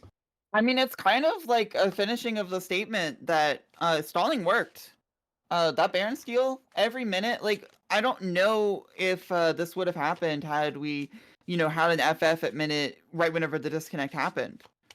Their power would have come on and they could have watched with the stream with us. But now, because they went for those waves, they got the Baron steal. It feels like a hollow victory to have your Nexus explode 13 minutes later. It might have made a difference. Difference, maybe, but I mean, we'll have to see. No one wanted to see Husky Runner. Unfortunately, he is still having to be held back. They're going to save him when they need him most, and a snowstorm is not enough to bring him out. So we will see. Is it going to be enough? I mean, I think this could be the hero, the return story, right? This could be a great moment if Rivals are able to bring this back. As we see, what they are bringing is a team to the red side of the map as Righteous, and the members of the Rivals elect to take that side. I think it's smart. I will say I want to see Salakin on that counter pick. I want to see it. Yeah, and draft implications are kind of interesting because I feel like NLE Choppas won, but they really should look at how the matchup was turning against them until a snowstorm came down from above and won in the game, essentially. Mm. Not to say that they were 100% lost. I think it was definitely very competitive, as I said during the pause. But, during draft, you have to look at it as we were slightly behind for a lot of this game, and we should draft accordingly, even if the score says we won. Mm-hmm. Indeed, indeed, indeed. As it looks like they are trying to get that draft set up, get it into action. As we will see, I think the members of NLE are still finding their way over, emerging when we need the most to see. I if they mean, can we're going to get be a this series. little lenient on people getting into the lobby with That's all fair. the stuff going on. However, yeah, it's kind of interesting that NLE is the one that's kind of lagging in. I guess they, I mean, again, going into a high pressure situation, pausing for 10 minutes, then having this low pressure, you've already won the game, just phone it in, not phone it in necessarily, but like tap it in, right? And now you've got to compete again. That's kind of difficult on a player. Mm-hmm. I mean, it's difficult, right? You're kind of flustered, as you say, right? Your power went out. That's probably still like you get like, oop, you get like a little bit of Yeah, I'm nerves, right? definitely That saying adrenaline. Rivals have had a hard time. I think we can all agree on that. But I'm saying only Choppers, right? Like, Mm-hmm. they were on a 10, right? I'm playing on stream and we're in a tough situation, and then suddenly it was 1 for them. And then they're like, oh, we get to play against subs now. And now they're playing against the team again, and they've got to ramp it up again. Obviously, you'd much rather be NLE Choppers than Rivals in this situation. The power outage was unfortunate. I'm just saying, like, it could have a negative effect on both teams. I mean, yes, I think so. I mean, obviously, we are seeing Rivals are the ones who are kind of in a little bit of a stinky position, to be honest, right Yes. there, coming in from. We were winning to, bam, I just lost 2/5 of my team all of a sudden. Like, you have to be thinking, all right, but how funny would it be if we won? Right? How funny would it be if we turn this around and win this series? Yeah, and I think that NLE Choppers is in prime position to be pushed down. Their momentum is kind of lost. I mean, they never had it in the first place, right? Momentum from a power outage is not real. Mm-hmm. I could see Rivals coming back and swinging hard. They could swing hard, they could swing fast, they could swing ferociously for sure. As you know, one thing we didn't talk about is those drafts. I think we didn't really get to see that late game, maybe Power Fantasy that Ferdy was wanting on the Twitch. Are we expecting anything to change? Any bans that we saw last time that maybe get dropped out of the womb? Maybe that Wukong champion gets put into the bench. Who knows what's gonna happen here? Yeah, I kind of expect Wukong to be gone. If you're willing to play as NLE Choppers, Seraphine Twitch, only seeing them as Fortune, I think that a lot of the 80 carry bans that Rivals put out there might change. I mean, maybe they feel even more confident on the Caitlyn or Lucian that were banned to just play some kind of um, power lane that wins incredibly hard. At the same time, I mean, if they're willing to play Twitch Seraphine, I'm just not sure that you're going to be able to ban them out that effectively. Replace one of those AD carry bans with a Wukong ban.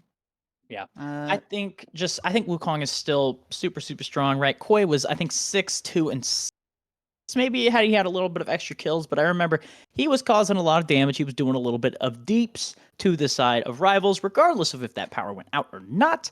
But I mean, they are sitting here, they're thinking, hey, let's just get rid of Wukong. He's too strong. He's the Monkey King for a reason. Let's okay, get him out. so rivals have chosen red side, so it feels like a repeat of game one just because of how that last one ended. But right now it is 1-0 for Choppas. And we are going to be getting in the draft very soon. Rosters are, as I can see, the same as they were last time. Hopefully the power stays on.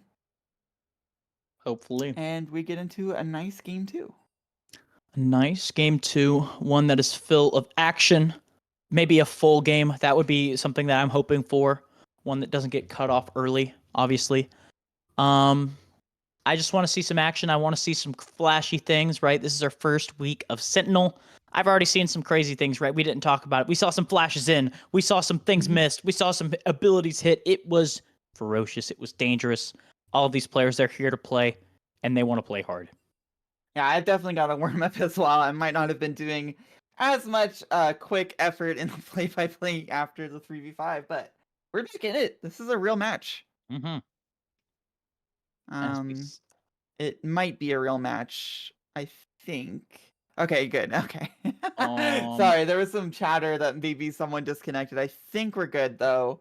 Not gonna, cross my fingers. Hey, if you're gonna disconnect, doing it during the draft portion is probably a good thing because I think there could be some kind of lenient way to get the subs in. But it looks like everything is working so far. It does. I will say the player who potentially DC'd due to a client issue was the top laner, meaning that they will basically have to go through the full list, right, to make it so they can Oh my kind of gosh. reorganize, get organized there. So it might be a little bit longer, but still, I mean, The we're power doing our works job. and then Riot client just destroys you. Come on. Riot client, I mean, I guess it's spooky. I mean, I guess it's just the real problem solver, but I mean, who knows? Who knows? Maybe the client is it's issuing basically a safety. They're saying, "Hey, we're gonna make sure that your power does not go out moving forward." I do like how we've just like egged the viewers along. Every time I swear I thought the draft is going to start. I believe it's going to start very soon.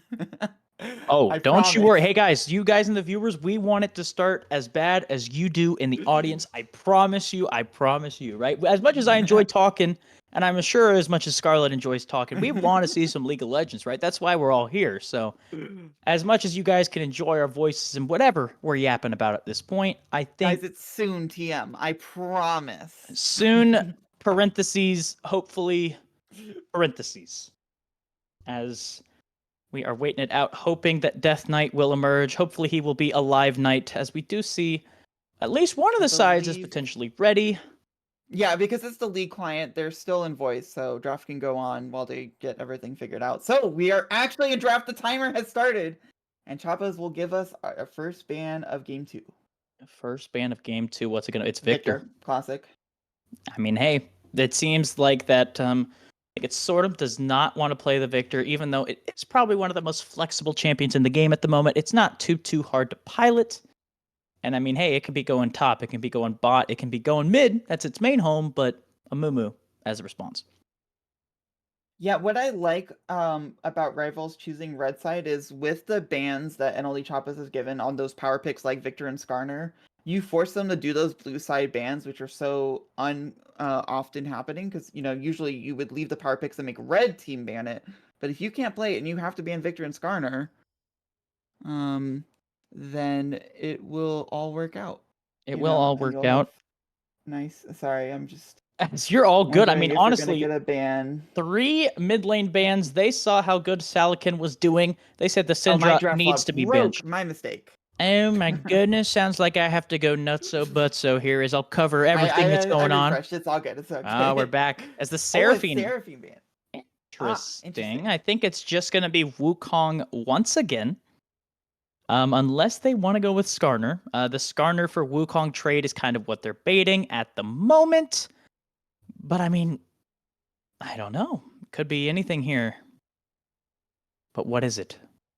We've been Wukong on. worked out well for them. I don't think they need to change that. It was a good blind pick. And it kind of says to the rivals that maybe you can't pick that Misfortune. It worked out okay. But I could see, I mean, it always works out okay for Misfortune before, things go poorly. And we didn't get to the part where it went poorly, so they will pick the Wukong. And Rivals has to say the early game went well with Misfortune. Do we believe that the late game would go well if we had 5 members? Well, I'm getting deja vu. I mean, this is exactly what we saw game 1. Even with the bans changing, the Lucian didn't matter. The Skarner, maybe Skarner shows up right now. That could be the only thing I see as a potential change with these 2 kind of meta-defining champions at the moment. But no, it's Maokai once again.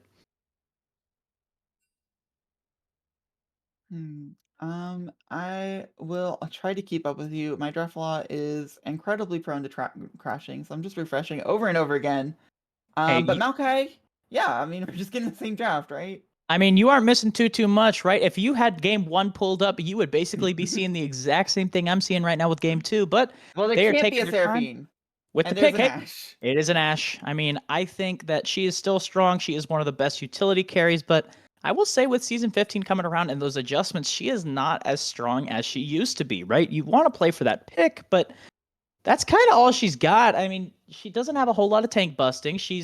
Her lane's annoying, but I mean, with Misfortune in the game, she does a ton of damage. She does a ton of deeps. And I mean, when you got basically 2 of the starting 80 carries and a Zac to help follow up, either side Now, could win.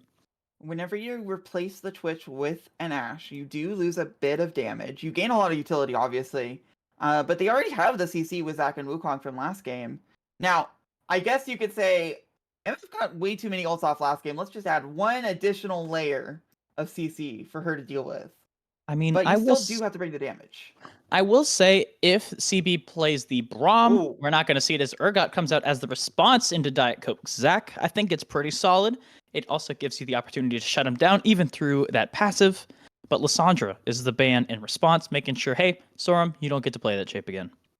Yeah, and you mentioned the Braum, but picking the Zac here means that Braum is potentially on the chopping block. He could get banned out from underneath you. Or picked. Either option here realistically does work as they are taking their time, as they end up going actually for the Hui ban. We're seeing basically a mirrored image of that game 1 right now. What's wrong with control mages? Why are there so many bans? What Control did they do? mages they're a problem.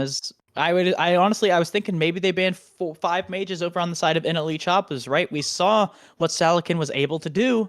They want to put him in the dirt. They want to make sure, hey, you don't have the opportunities to go in. But I mean, this the is 80 main carry play propaganda. They need to complain less, and there'll be less control mages banned. they need to complain. They get first pick, right? They have meta-defining champions all the time. But regardless, Ari is the response here for NLE, as they want to make sure, hey, that playmaking opportunity is cut short. We want to make it so, hey, you can play the control mages, but you aren't going to have a say in what the plays are actually going to be here. Now, I do kind of expect the Braum ban. It works well with the Ashe, and it obviously counters the Misfortune in a classic way. But NLE still needs some damage. And they don't have any slots left to do it. It's just mid lane. As Lissandra comes out as the potential CC bot that is, I will say Lissandra loses a lot of value when you have an Ashe on your team instead of a Twitch, right? I'm looking at the amount of CC and I'm thinking Merc Treads, Cleanse go nuts, but Zyra, I think that is one of CB's favorite champs. There are a lot of Lost Chapter builders on my ban list right now. Loss, I think I see the potential for at least 9, maybe Caitlyn if she's feeling extra crazy, but I guess, hey, that's what they think is strong at the moment. You know, who's to say they're wrong? Who's to say? I mean, I think they're still going to show up in the draft, though. Both teams probably going to take some flavor of mage. And Renata is the pick for now. I do like that in the face of so much CC and kind of like jump forward into Renata ult's kind of comp. I haven't seen much of it in a while, but Renata just feels really good. Renata is very good. You kind of are pinholing yourself into the, hey, we are basically waiting for you to come into us. I will say, though, playing on both sides, especially in the Sentinel League, it is a lot easier to kind of play that we are going in, we are using our ultis, as opposed to the, hey, we're going to play back, wait for you to make a mistake, because a lot of the times people get bored. I know that sounds silly, but like people are going to get bored. A support is going to be like, oh, I see the pick of the sentry here. They go in and you're like, you're not supposed to go in. You're the one who's waiting for them to go in onto you. It's a lot about positioning and a lot about, hey, we are going to be at objectives first. We're going to make sure to build that lead slowly but surely. And so I'm kind of like, I mean, it works, but is it going to work for this team? Okay, that is we Huh. really are in Fire Lord season this time. That's an Huh. Anivia. Is that bad banner? It's probably the pick that they want to go with, but damn, that's cold. I mean, that is really cold, right? They said the snowstorm, they are getting powered up by it, but I'm really surprised Anivia is the answer here. I mean, you're playing with a Zac and a Wukong, and you're playing into a basically a disengage comp. So I'm sitting here and I'm thinking, is Anivia the answer that we go? But yeah, in response, never mind. Okay, you know, these mid laners, they have some ideas, and maybe I'm just not on the same page. Well, this is interesting though because you are heavily relying on Maokai for that magic damage and Yon's, passive magic damage. But Maokai can sometimes just pick up a Liandry's, a little bit less tanky, sure, but he's not gonna really have that much trouble surviving the damage coming out of NLE Choppas. So it may look like Rivals is overloaded on AD, but I think it could work out. It could, as we do see, there is a lot of AD. I think Maokai has some angles to go in, but once again, I look at it and I'm like, I guess Yone has a lot of opportunity. When you go to the Bork, you kind of are basically a tank buster going into the Zac here. As it looks like, once again, we saw a Riot client issue, but they do need to be lined up, so we're waiting a little bit for them to get back into the lobby. Scarlet, what are we thinking about these comps? What are we thinking about the Anivia into the full disengage comp here? What's going on?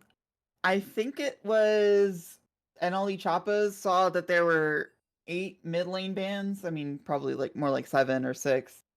And was like, wait, what do I blind pick? Anivia. I- I mean, it works well with what they've got going on, right? If you had to blind pick 5 champions and you don't know what you're playing into, I think Anivia makes sense. I think so.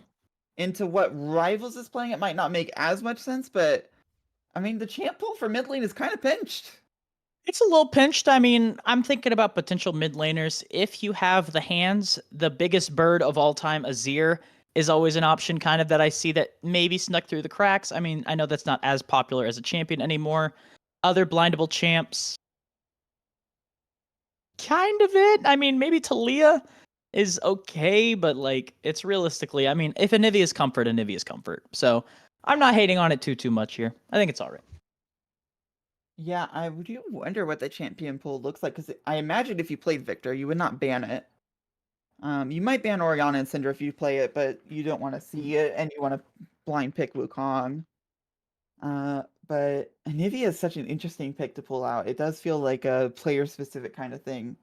Hey, I mean, it gained some unintentional value when they picked Yone into it. I think it is one of Salakin's favorite champs to play, but I mean, you're playing a disengage comp. I guess you're the engage, but like, I wouldn't want to engage into Anivia, to be honest. Like, it's tough. Falcon also had to deal with 7 mid lane bans, so That is true. we just started dealing with it. I mean, it's not fearless, but it feels like it in a lot of ways.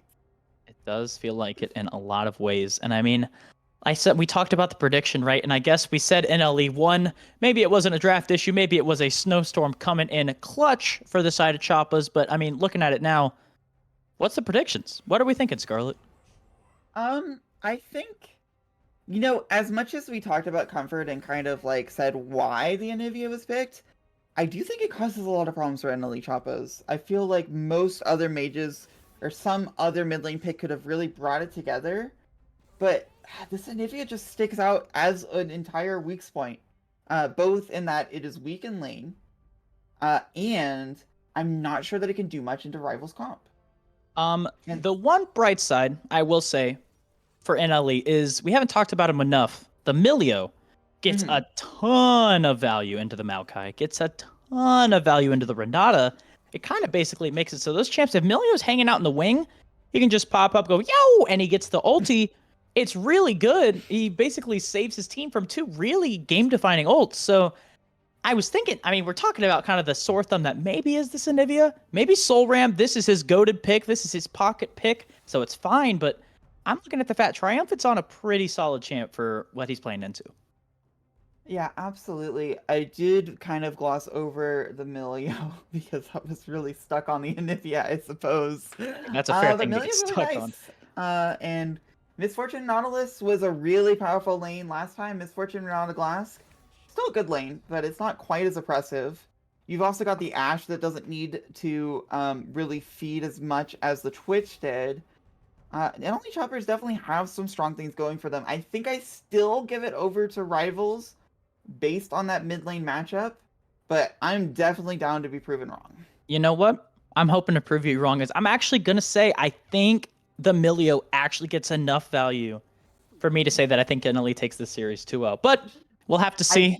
Wait, I have to shut this out before we go to break. If you do a prediction right now, you can predict NLE Choppas, you can predict Rivals, but you can also predict Snowstorm to take it all. Storm.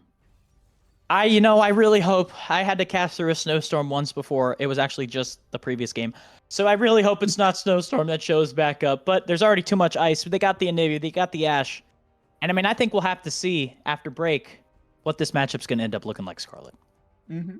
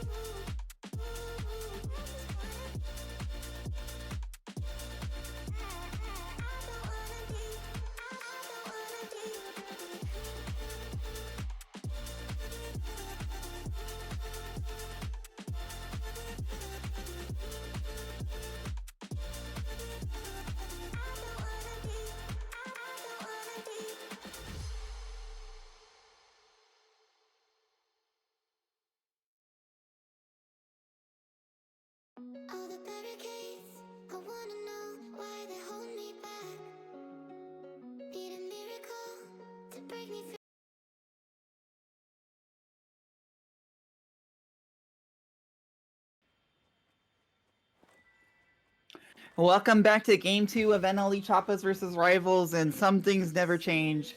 Although, they're on the top side this time. Look at Rivals go. They saw that, Triumphant did not fall for walking into the bush. Maybe Diet Coke will make some kind of mistake, though. Now, Diet Coke is kind of hanging out, though, in that bottom point of the top side of his jungle. I mean, it looks like, though, they're walking long, they're walking deep, but you're invading into Zac, and he has 2 lives, and there you see the flash coming out. And Q! A Diet Coke has to flash out. I don't believe he has to use an E or anything.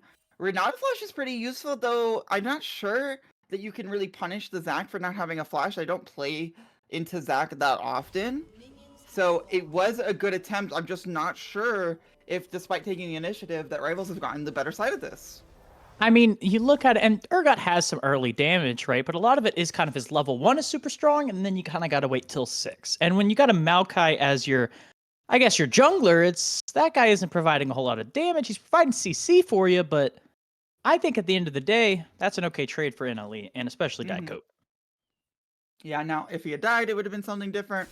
If he had to level up something weird, it would have been different. But for now, wake up! We gotta play! But you're doing okay. Oh, that Q looks very interesting. Salichin, though, has full control of this wave right now. Full control. I am surprised that Salichin... Actually, no. I mean, I guess it is part of... He's getting the Raptors, making sure he can get those extra Q procs. Also, not too bad. Raptors came all the way in. Big show. But also, one thing... Oh, go ahead. I was just going to say, Yona is going to have the pressure for quite a while here. And I'm not sure that this is what you want to see as Soul Ram. I mean, a lot of the times Anivia kind of comes online, right, when she has the 6. That is a lot of what her kit is. She does do a good amount of trading, right? He isn't going with that Electrocute build. She is going for the Comet. So she's okay to maybe just get those Q trades, get the Q stuns. But a lot of times, if you don't have a lot of damage to kind of keep Yone in these extended fights, Yone, he did go with the Doran Shield. I'm a little surprised there. Maybe he's confident in the matchup, but Yone sustains a decent amount. And I mean, that wall on any other champ would be important, but on Yone, he's just going to blink right back. Unstoppable. Oh. Now, it looks like Death Knight wants to punish this no flash, but taking a tower shot is not how you do it. I mean, it doesn't look like it affects him too poorly, but Death Knight has not stopped being aggressive. I saw him, like, semi-proxy earlier. I mean, he's semi-proxying, and it's working out for him, right? He's up 10 farm already, which is pretty massive at this point in the game, right? I mean, it's been a lot of aggressive trading from a lot of the members here of the rival solo lanes. But cutting over to the other side, on the bot lane, it looks like the opposite's actually happening. Right, but BK's, yes, he wants to punish the lane, but if your Yone gets ahead, if your Urgot goes ahead, you'll be fine with BK's just kind of chilling and farming. Absolutely. And I mean, one thing to note here is Yone, he basically, the only thing he has to worry about in trades is his HP bar, right? He has the Dorans, but he has some lifesteal, but the Anivia, she's a ranged champ. She's got basically no mana left in the tank. This fight is kind of important here. Koi gets the crab. Salichin is here first, though, and Anivia has no mana. Cannot come to it. The bot lane is here for both sides, however. Big Rev is going to look for this on Ferdy. If this route happens, it will be a lot of damage. Here it comes. There's not even a heal attempt. There it is. Ferdy flashes out, but that was not a summoner used on the side of Rivals, and they get the heal, flash, and ghost of the bot lane of NLE. However, Koi did get the crab. The craziest thing about that is Koi kind of got himself stuck in the Dragon Pit, but he was the one who was ignored here, and he's actually going to be the benefiter here. He gets a double scuttle. He is now the person who is in the driver's seat. Last game, it was the opposite, but this time, the monkey's going crazy. He's unleashed here. I did like that Salichin was, done bullying a bird for a little bit. He wanted to bully Ashe. And so now Ferdy doesn't really have the opportunity to walk up back to lane. This does give Salarim some breathing room, but we were talking about how BK's wasn't putting that oppressive pressure out. Now he absolutely is. There is no summoner on this Ashe. I mean, absolutely, right? And when you're sitting here, you kind of stuck under tower for a good amount, right? You're conceding tempo really heavily over to BK and CB. And when we talked about how these lanes were going, I said that the bright spot was this potential Ferdy and triumphant lane here for NLE, but that's not how you want it to go now. And now it's looking like, realistically, Rivals are the ones in the driver's seat. And with the Yone having this much pressure, having a CS parity, but still, you know, constantly pushing in. Maokai having the ability to gank any one of these lanes, essentially. Yeah, I am wondering what NLE's plan Mr. is to bring it back. Coke. Rev is here onto Zac, however, Diet Coke gets the jump out, so he'll be fine for now. But that just kind of shows how Big Rev can come to any lane and pressure it heavily. Meanwhile, Koi stuck in the pit again. We've seen this before. This time, Salichin's on the other side, though. Milio also on the other side, trying Triumph's to covering help. him, though. And Whoa! goes... Oh, Salichin... The clone! He has Wait, to go he's... back in, though. Oh! He has to go back in, though. Oh! And that'll be first blood. Ferdy gets that kill. And Koi with a really nice standstill to bait in, and then actually W over. I think that's what tripped Salichin up, or the fact that he was getting surrounded kind of pressured him. And that'll be first blood and first dragon. I mean, he was feeling the pressure indeed. Also, one thing I want to note about this top lane matchup, Diet Coke cannot play the game at the moment, right? The wave is slow pushing back into Death Knight here, right? Death Knight has the pressure here. Diet Coke is at basically half HP, and it's like he's down. Basically, he's getting Flame Horizon. Not Flame Horizon exactly, but he's down almost double the farm, right? He's basically having to just suck it up and be like, help! I need my jungler. But Koi, he's now finally moving into that top side of the quadrant. And with Big Rev, it's tough here for Mr. Coke. Yeah, absolutely. I think that Death Knight has the ability to come at any point, and Nivea's also in base. So that will be grubs for Big Rev. Koi's just going to continue to farm. Salichin says something about it, though. Trying. Yeah, That's he's my blue trying buff. to.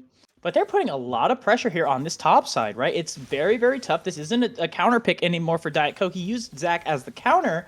But now looking at it, Death Knight is doing a great job of pushing his lead. He's up 30 CS at 7 minutes.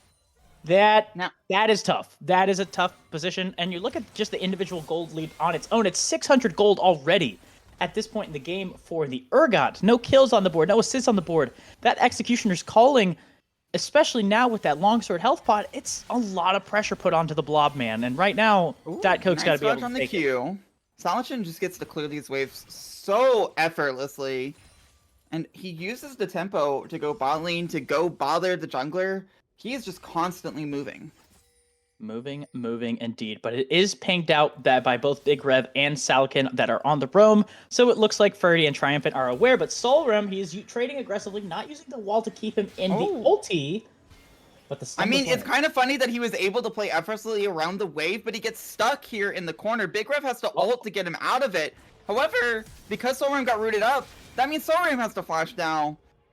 Kind of an interesting turnaround where Salichin got caught in the jungle, and then Big Rev was able to get Solrim's flash out of it.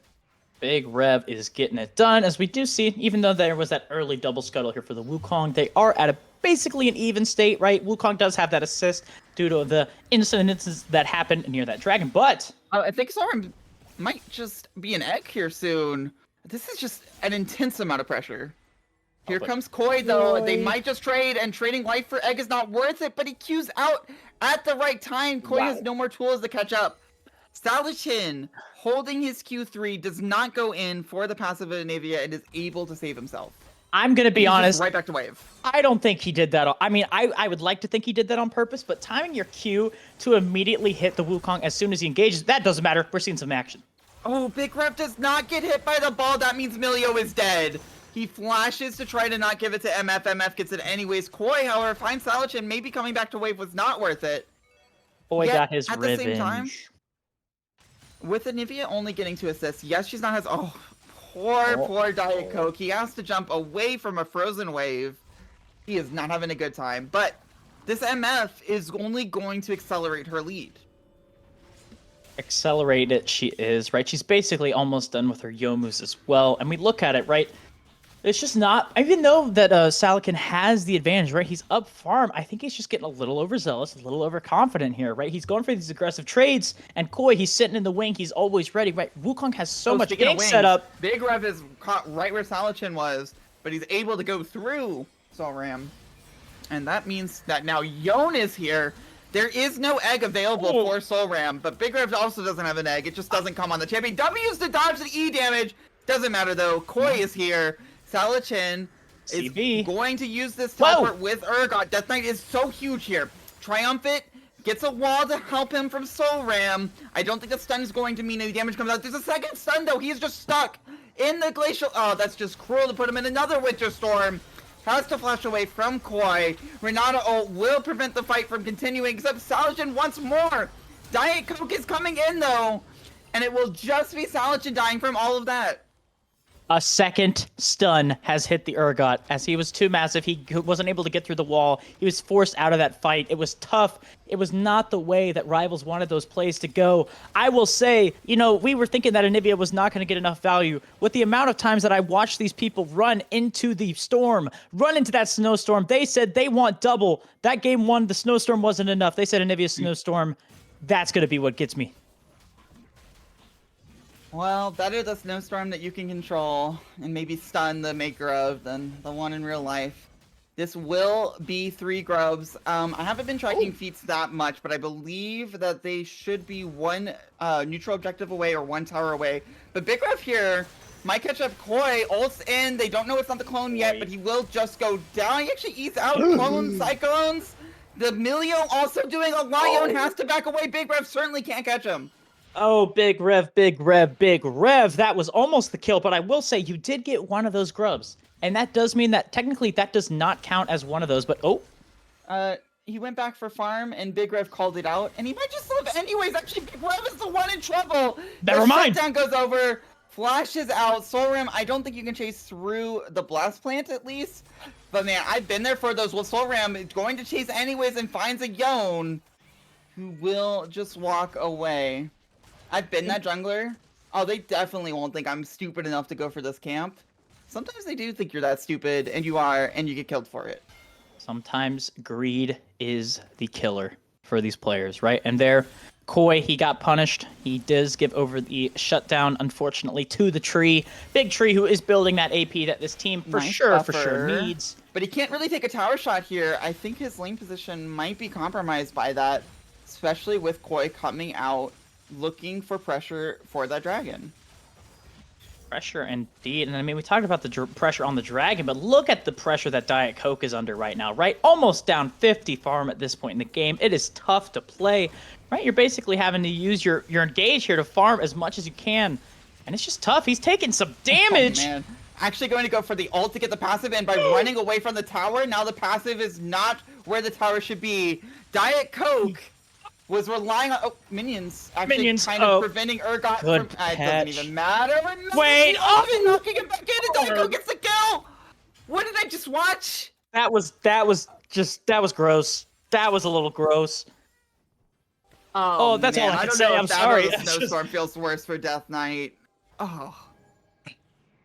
If I am Diet Coke, I am grinning from ear to ear right now. That is the benefit of playing Zach, right? You always think you get the opportunity to kill him, and then Zach he starts healing. He starts being a little stinker, and stinker he was, right? Diet Coke, he's able to get the solo kill, and he's now at a point where... It's not the healing for me, it's the minions blocking Urgot from killing the passive. Yeah. That's just nonsense. I think at that point, you got to turn off your W, right? And still just auto. Auto like a real champion. Don't auto like Urgot because it's going to get the auto targeting and the It looks like Zach is going to come in to disrupt this dragon so Wukong can come in for the steal. The ultimate from Maokai will be ignored by Wukong. He's got the cycle on most people. Not the MF out though. And MF brings them very low. Salachin will go down. Maokai actually gets the dragon, but he's kind of stuck. Big Tree. He might get enough damage on Diet Coke. That sapling is close. I think there's enough blobs to live. Meanwhile, Ferdy looking for a ghost in. He's speedy. I think the tower's still going to save the CP. Flashes away, but the flash forward by Ferdy means that he will get that kill. MF, however, is going to recall under the tower. Ferdy was looking real purdy there, using both of his sums to pick up those kills. He is now 2-0-2. He is in the driver's seat. He said, I don't need damage. I'm playing Ashe. I'm going to make it so you don't get to play this game. And you are at the mercy of my frozen, frosted tipped arrows.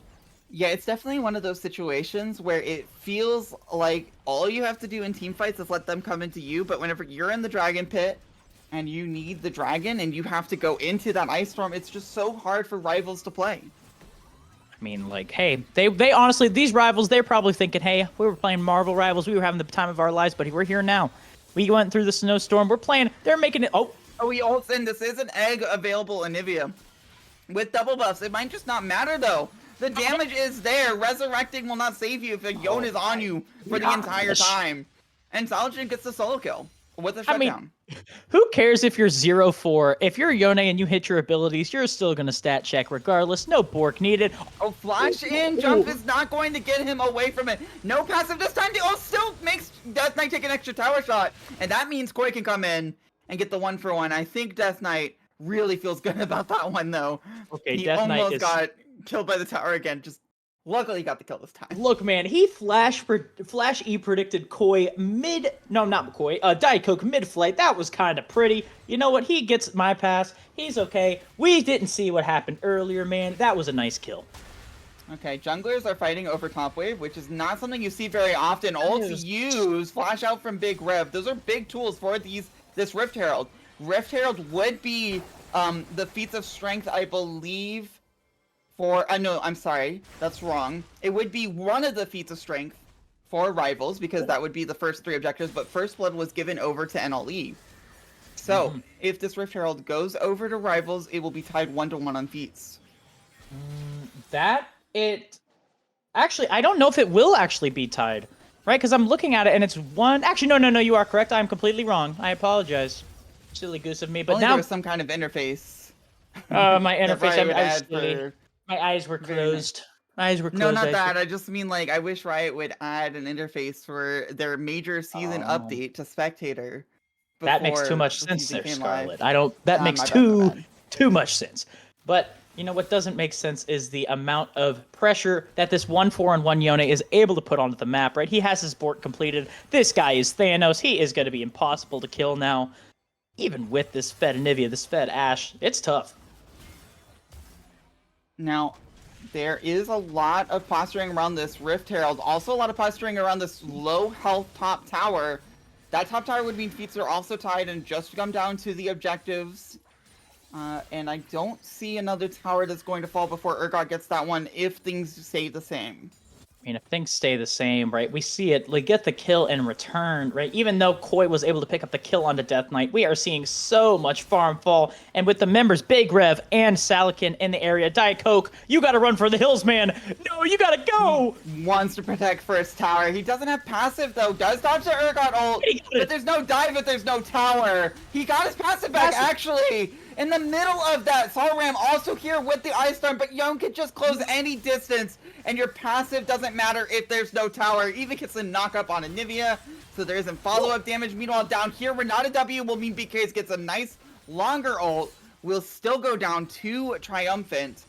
A lot of gold on this bot side, but I believe that means if the Rift Herald goes down pretty calmly over here, that will be feats of strength for Rivals. Feats of strength going over to Rivals is almost a guarantee at this point. There is no jungler in sight. Koi is recalling on the back. Death Knight running for the hills because that's a scary bird, but it's not going to be enough. With that rift falling, it is going to be feats of strength, and it's going to be nice to have those extra abilities, those extra gold in the money. Solram might be in a little bit of trouble here. I don't think Q3 is going to come up in time. He will have to E back. But Solram, no mana, very little health, but a lot of teammates coming, so he'll be okay. Will be just fine, just fine. And I mean, we've been seeing a lot of action all over the map at this point, but I will say, looking up top, Urgot is up about a K for himself, so that is where a majority of this gold lead is. We're going to have to see if Death Knight can get involved in these fights, find the angles to kind of be sitting in the wing, right? Waiting in that bush, being like, I'm the spooky crab man. You got to be careful, make sure that I don't show up and immediately murder somebody, because right now he's positioning for that dragon. And I think with that, the Rivals are looking to make this dragon fight a little more unfair. Yeah, they're even bringing the Rift Herald in. Going for that mid tower, then going for the dragon. Yeah, sure, the Rift Herald will be cleaned up relatively easy. That tower won't go down, but you're definitely going to set up correctly around the pit, and you will not be seeing a repeat of last dragon. This surely will go cleanly over to the red team. And good response, though. Top tower. I mean, good response. It is that trade for top tower, even with those minions falling. Diet Coke is still the blob who's going to be tanking all of it. So it's not for naught, as we do see. But over on the contrary, that mid tower, the flash and... ult and Ferdy has to flash out. And there's still a big revolt coming in. You know, they had a But- plan, and I saw the vision. I don't know if you also saw the vision. I saw the vision. I think if they were just a little in sync, that was going to be the cleanest thing I've ever seen in my Oh, gosh speaking darn of life. a plan, Arrow goes a little wide. That means Koi's here with no just following up nothing. But it might not matter. Cyclone might be all that he needs. The Renata ult, though, means Ferdy will get shut down without Ash to bring the damage. This Urgot is unstoppable. Soul Ray mounts a flash for his life. He's got one wall to save himself, one stun. It will be enough for him to live. However, Ash is still shut down, and there is still plenty of time for an objective. Big Rev. I mean, if you die, there's no objective to be had, though. Death Knight flashes in, though, is all a bait all along. Koi will go down. More will surely follow. Resurrecting will not happen. And that is going to be a massive swing over to Rivals. They're going to secure a major lead here because not only did they get the gold from the kills, they're going to be able to have the window to get whatever objective they want. Right now, it's Diet Coke's life. And then you have to imagine it's straight over to Otacon. The goo is not able to sustain. He's not viscous enough to live through there, as that Otacon is the thing on the table. I expected it, but they're going to say, hey, we're going to take a reset. We're sitting on some pretty pennies in our pockets. We're going to use it, get those items completed. Misfortune already with the Collector, the Yomus, the Swift March, the broken little abilities, the broken little boots. Big Rev, the only straggler behind, as Ash is being a little bit of a stinker. Yeah, Ash definitely makes staggered retreats kind of hard, because one person in the wrong place, usually from an AD carry, you can just walk away. With Ash, it's not really possible. Not really be possible, but when we look at how that fight ended up actually impacting the map, the lead now has kind of swung in the favor of Rivals, right? They are up about 3k, right? We're seeing that gold end up kind of evening out. Misfortune is kind of edged over the Ash at this point. Yone is up a decent amount as well. The gold is where it needs to be. On the contrary, right, the only real gold lead that we see is Milio's up on Renata. That is something, and maybe Koi has a couple extra single-digit gold, but... Oh, Solachin finds Soul Rim again. There's no egg right now, and it would have been enough with Yon having to E out. It doesn't matter, though, because it's not up. So Solachin will get that solo kill. Meanwhile, Koi also fell. They're teleporting down just to make sure they kill the Yon, because Otacon's clearly out of reach. Might as well just make sure to get this Yon, but Yon's teleporting as well. I think the E finds him. It just barely misses the window before invulnerability, and Rivals gets everything. Oh no. The heist has commenced. It is not where you want to be here if you are NLE. Feels like everything is going poorly. Nothing is going according to plan, and with that voracious Otacon, they got to make those plans even snappier, because those respawns are going to be tough to get through.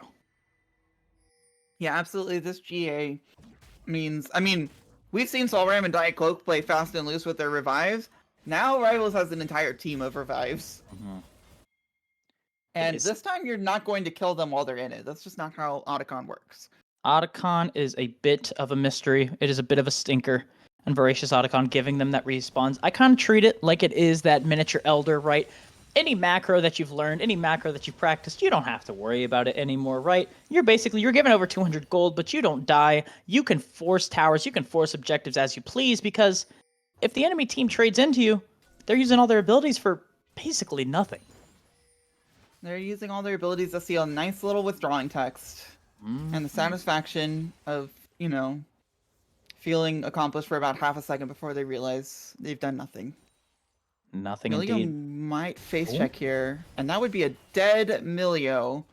Looks like Triumphant's going to stay with this team for now, but Salchin doesn't care. I'll kill you in your team. It's actually Anivia that's going to be the target right now. No egg once again, and that's Anivia down. Once Anivia's down, you just don't have the zone control with Dragon spawning in 20 seconds. I mean, zone control regardless. In trouble here too. Oh, Daiko, he does have his revive, though. Revive versus revive, so they could kind of brawl it out. But there's a middle tower kind of setting up the gate here as we cut over and we see that tier 2 mid did fall. CB Barbarian is the one who's retreating, going over to that dragon, and he's making sure, hey guys, let's play it slow, let's play it controlled, even though we got those respawns. Let's take what we can get for free. Yeah, there's no reason to stress out about it. Getting another Cloud Drake already is rising in the ranks of people's favorite dragons. But whenever you're against Anivia and Ash, it's got to feel really good to pick up that second one. I mean, absolutely, right? We talk about that zone control from the Anivia, right? She's down farm, and the way we thought they were going to play is they're going to play, hey, you have to walk into us, but they're honestly so accelerated. They have those two clouds.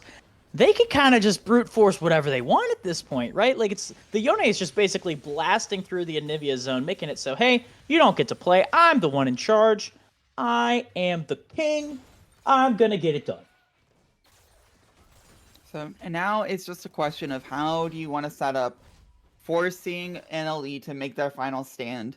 They can walk over to this Baron, they could flip it, if you will, though I think the fight would be over before Baron died. They could wait for Soul. I mean, there's just so many options for rivals right now.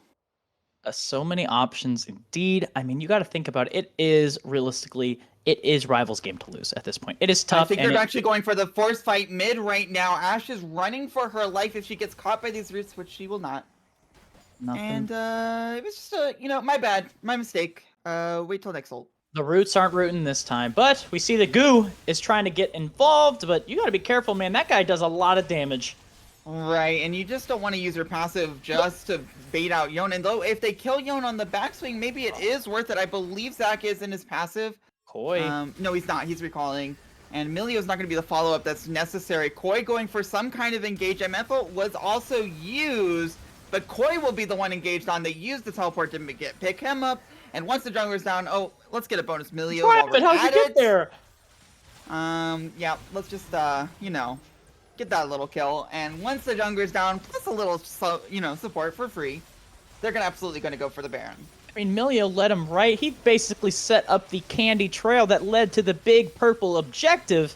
And that is honestly going to make it super, super tough. It is hard to play from this perspective. Yikes.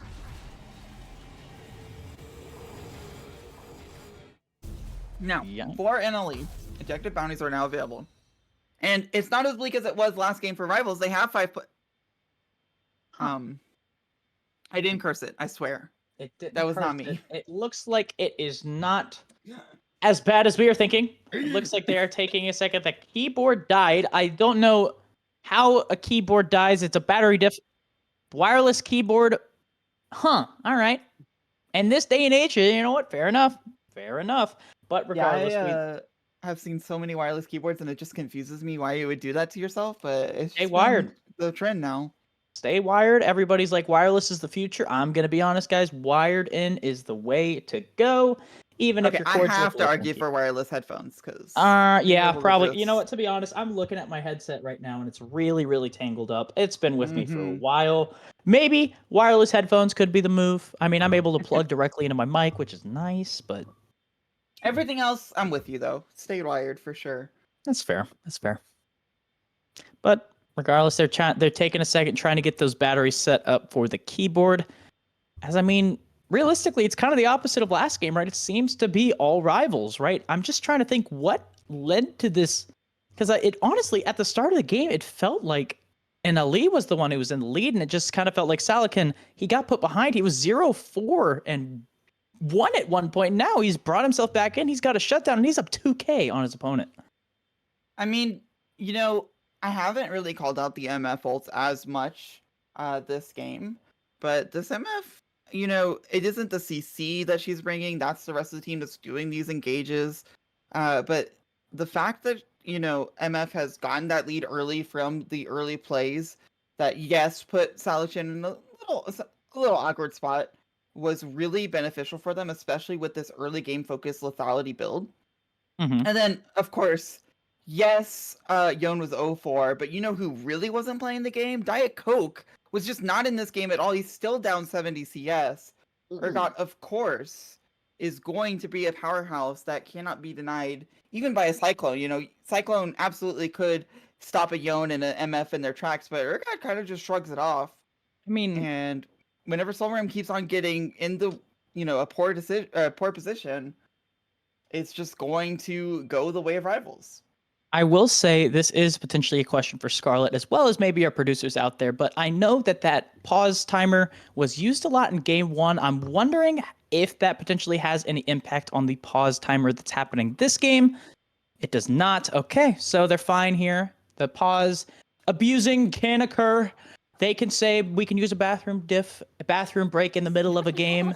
Nobody else is hanging out. As we see, another player has DC'd. Maybe the snowstorm has affected more than we thought. No, there's no way that your top end support disconnects in game 1 and then your mid laner disconnects in game 2. That's not possible. I refuse to believe it. That would be just a horrible tragedy. We're not living in that world, surely. As much as I would love to say I'd love to cast through it, I would not love to cast through it. I would like to see some 5v5 clean League of Legends. We've seen some action. We've seen the falls. We've seen the rises of all of these players. We've seen an Urgot not toggle his W and die to tower against a Zac. We've seen a definitely gonna be a Yone clip. whiff ulti and still get the kills. I We've might seen take it that as all. a gift for myself. Just the Zac living through that, because I mean, there's just so many gifts out there of Zac bullshit. I think that's got to be up there. That's got to be up there. I mean, does it top what we've seen, the rest of the BS that's happened? There's been so much, the rifts, just the battles that's been going on. As once again, Scarlet, we are talking through a 5-minute pause in both games. Yeah, I wasn't. It seemed like they were getting ready to unpause, and I'm not sure if Salakin was disconnecting was like, oh, we're paused anyways. My frames are dropping. I need to restart, or if there's something more happening. It looks like it's just standard stuff. They took the moment to do They're some... using the bathroom mid-game. It's not like you're on stream or anything, guys. Don't worry. Nobody else is waiting on anything. If it worked for Carrier, I mean, come on, you know? I mean, I guess so. I mean, I've seen crazier. I've seen someone take a break to say, "Hey, I have to get a Diet Coke at 7-Eleven. I'll be back in 20 minutes." Diet Coke is the culprit. He did that on the Bozos, but he's the good boy this time. He is making it so, hey, it is the members of Rivals who are making us wait. They are making this game. Are you? Okay, so now I swear this is scripted. Now, NLE Choppas mid laner has disconnected. Huh. Okay, well, maybe and this it's isn't like a restart or something. Okay, it is, apparently. She accidentally put her PC to sleep. So I think we're gonna be good. Hopefully. You just need to wait for that restart. Hopefully, indeed. I mean, one thing we could potentially look out is just seeing what the stats are, seeing how the results have landed for the rest of Sentinel. I'd love if maybe the producer could give me some of that insight as we're kind of hanging out here. Maybe I can update you guys on what the other games are in that match lounge. We're going to take a quick look while we wait on these mid laners. They go on their journeys. I'm going to give you guys a little bit of an analysis about, hey, what's going on in the rest of Sentinel? What are we looking forward to? What's happening right now, guys? Do they have all 10 players connected? I think so. It looks like it, as we have seen a bunch of 2-0s. Hydro Pump Blacktip going 2-0 versus OSG Avalanche. Outlaws Obsidian 2-0ing Veracity. No, I know that team. That's in my org. Oh, that's a bummer. OTL Obsidian versus Veracity. That is showing one more time. Never mind. But Plasma Wolves 2-0 versus TFF. And guys, thankfully, no reported DCs from any of these other teams. Yeah, we just saved them all for the stream game. Don't worry. For the stream one. It is. Oh, it's a blessing. It's a blessing we're here. It's a blessing we get to entertain you guys as these players. They're doing what they please as we wait. Okay. But I think there are ARVs going on in the chat. I don't want to give false hope, but I think we are moments away from starting again. Hopefully, we're only at a point now where the gold lead is 8K. It's tough here for NLE to come back from this point in the game, right? Your damage is Anivia and Ashe. How are you killing a Yone? I don't really know. How does an Anivia do damage to a Misfortune? I do not know. But okay, maybe so it's kind of funny because I think Big Ref took the moment to go to the restroom. However, despite it being a pause initiated by Rivals, the pause was extended because of NLE Choppa's mid laner disconnecting. So It might be a weird question of, we're nearing ish. I mean, hopefully he's done with the restroom before 10 minutes have passed. But ideally, we don't have to ask the question, but is the entire 10 minutes the ownership of Rivals pause time? Because there were multiple issues solved during the pause. Yes, indeed. As we see, we're waiting for these players to show up, make it so, hey, you guys are on stream. We should respect the viewers. We should respect the Look, casters, Jungle's gotta do the bathroom producers. camp, okay? I guess you had to use the bathroom mid game. You couldn't wait 2 minutes until it was finished because you're up 8k gold. But no, as we wait here patiently for hopefully what we are expecting to see is going to be a win, Look, a loss. You got the Raptor camp, you got the Krug camp, and sometimes you got the bathroom camp, okay? Junglers, take a break sometimes. Take No a big deal. break sometimes.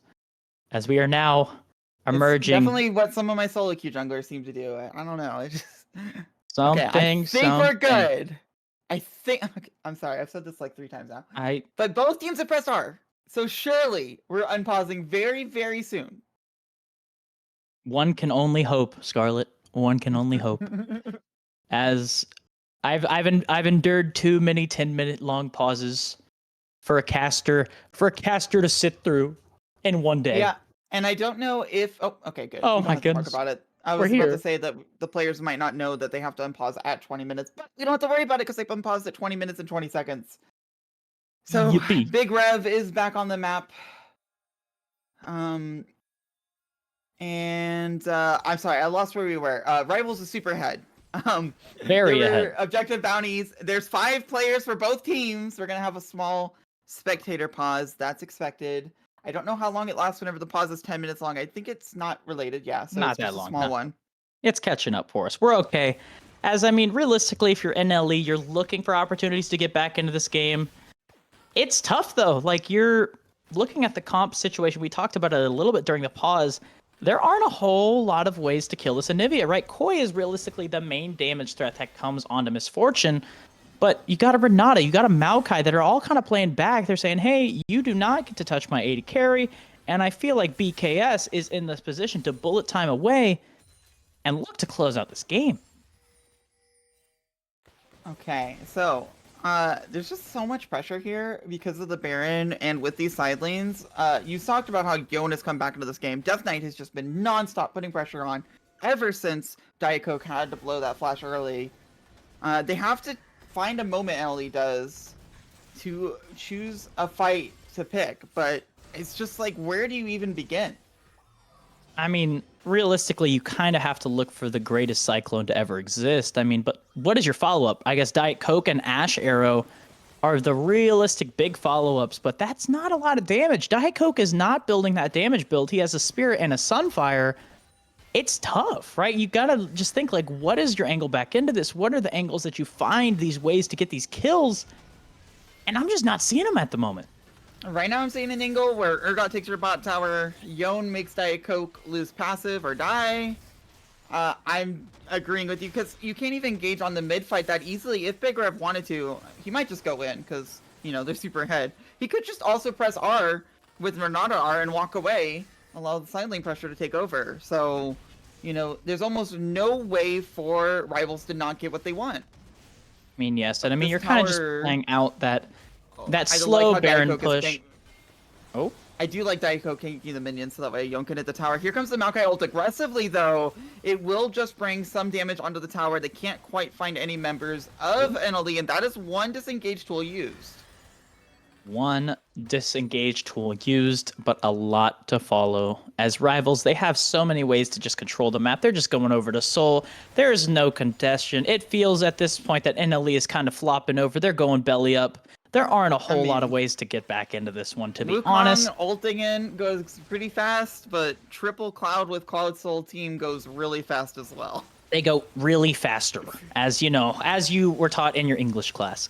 But yes, it's, I mean, you got Cloud Soul on a Misfortune. That champion is moving at Mach 10. Like, that guy's going real fast. He's doing a lot of damage. He's causing a lot of shenanigans. You're And gonna I have to aim mean, really well with the Sash Arrow. Because they Mhm. are zooming. They are zooming away, zooming away. But I will say, maybe outside of looking at this game, what are some ways? I mean, we're viewing this potentially as it is going to go to a game 3. What are some adjustments that you make? Are there some champions that you drop? We saw the Wukong went through both times. We saw basically very, very similar drafts on both sides, but Yeah, what are it's a some little changes? unfortunate for NLE. It's a weird situation where they're in the game 3 that they've had 2 essentially lost drafts. I mean, I don't think that they lost from the draft per se, but looking at the result of the games, yes, NLE has one on the board, but their draft led to a game state that might not have been winnable, and in game 2 it absolutely led to a game state that wasn't winnable. So I think the pressure is absolutely on NLE to change everything. It, Because they've tried similar things and it just hasn't worked. I mean, that it is. I will say it looks like I think they could potentially look to take that red side. They want to give counterpick maybe to Soul Ram, want to give it to Diet Coke. Because we look at what happened when counterpick went the ways of the rival solo laners, and it's been uttermost dominance, to be honest. I mean, Diet Coke did lose his flash level 1, but still, he's still down 80 farm. Looking over mid lane, that Yone, the melee champion, into Anivia is a 50 farm. That's not how that's supposed to go. I play mid enough to know that might be a little bit of an issue. Yeah, if you can be forced to blind pick Anivia, it might be a sign that red side's the side for you. Absolutely. And I mean, honestly, all of those mid champs were the ones that got banned, got targeted there. I think there is an angle to maybe say, hey, we might want to pick mid a little bit earlier in the rotation just to make sure, hey, our champion pool, it might be a little on the lower side because Anivia, it has value. Does it have value in this comp? Not as much. I think there is the angle, hey, say maybe, hey, we maybe take the hit. We maybe pick that mid early, maybe save the Zac for a little bit later. That is another thing is the Zac was picked B3, leaving up a free counter pick for the top lane as well as the mid lane. I think it's tough. And I mean, you got to potentially see, do we save up mid or do we go for Diet Coke's comfort on the Zac? All right, we're talking about draft for game 3 as if this game is over. There is technically an avenue for NLE to pull it back. They've got an Anivia. Mhm. That late game powerhouse is pretty big. The Misfortune will kill people if she gets an ult off, but it's pretty, all or nothing. Yes, they're going to absolutely get this Baron. There's no chance of this being stolen, but I mean, maybe Ash Arrow could do something really spicy. I don't think they're going to even attempt it, though.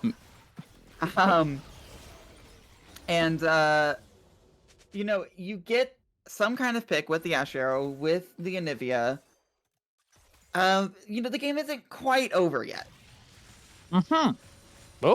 Oh. He doesn't Wait, know did he he hit not it. notice? That he Yeah. just... Huh. Okay. I mean, all right. He hit him and he said, I'm just going to leave you. I don't care. Well, I'm I going to don't still know if leave you. Urgot has any particles from it or any effect from it. I'm not aware. It depends on its masteries as well, but it makes sense to me that there probably isn't much indication you hit something. I could be wrong on that though. Diet Coke gets a really nice hook onto Salichin, but I don't think it's gonna lead anywhere because that is a Cloud So Yone and there's so much disengage behind him. I mean, you can put your blobs all over people. There's just not enough damage, and Solrium, 34 minutes into the game, has no mana. No mana indeed. There is a base just a couple steps behind you. I think it is time to go back. Maybe get that mana pool up as they are choosing now to engage. But you can't engage on the Urgot. There's just not enough damage. Salichin, however, is in a bit of trouble. That's a shutdown. Death Knight will go down if it's a 4v2. And all rivals are going to get for this is the top inhib. And sometimes it can be a bit of a awkward trade where, yes, you get the base damage, but you just gave over so much gold to NLE, and now you're giving over a bunch of experience in gold. They're not going to catch. It's Cloud Soul Misfortune. That champion will get from one point of the map to the other in 10 seconds. It's picks. You get some kills. Ash is 4-1 and 3, but oh no, it's tough. It's Signs of Life. It's nice. You have to do that once before you could do it 3 times in a row and win the game, right? That's where it starts. Now, top inhibitor, unfortunately for them, is the worst inhibitor to lose right whenever Elder's spawning. And with Elder spawning and you have no towers other than your Nexus towers, that's kind of a doom and gloom situation, but it's where it starts. It is where it starts, right? The only way to start a race is one step at a time, and this is the step that they need. The tortoise had to start before. It didn't matter if the hare was already almost done with the race.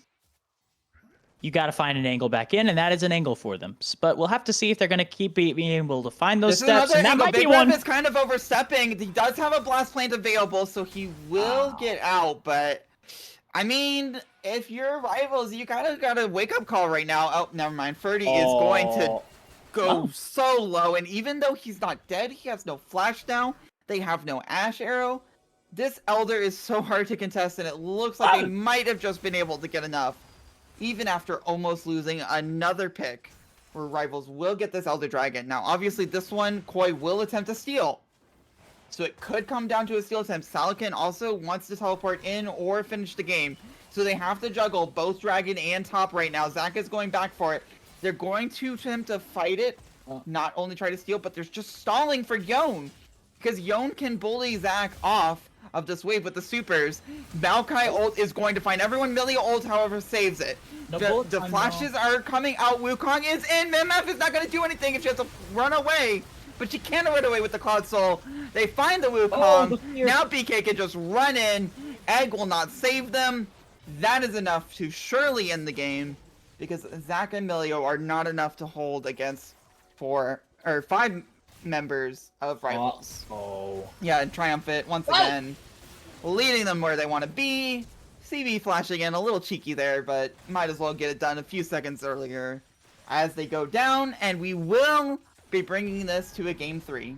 A game 3 that has been a slugfest between these two, right? We saw the game trying 1. to pad the stats, might get Death Knight killed for a little bit of, passive once again. If Death Knight died there again, I do think that's a big blow to the, feelings of Death Knight, but unfortunately it's Diet Coke that goes down in the final moments. Right. He did get his unending despair, though. True. He did. Good point. But still, Good point.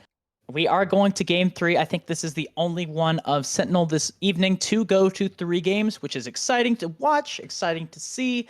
So we will have to see what those adaptations are going to be for both sides here.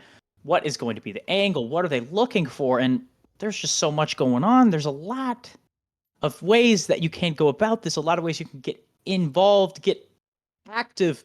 But looking at it, BKS and the members of the Rivals, they got it done. And they said, hey, no DCs are going to stop us from winning this week 1. Yeah, and you know what? Maybe there won't be a pause in game 3. That'd be pretty cool. I'm keeping my fingers crossed here, Scarlet. But I mean, I'm interested in what draft's going to look like because, again, Rivals kind of can just stick with what works. Put your Salichin on a carry mid lane. Put BK on MF, clearly. I believe Maokai was played both games as well, and, success. I will say they can't stick exactly with what happened because the sides are being swapped here. NLE are taking over red side. They are saying, hey, we want those counter picks. We want to give Diet Coke and we want to give Soul Ramp the opportunities to contribute well, contribute strongly to these plays because realistically, it has been a lot of the solo laners kind of getting that edge, getting that lead.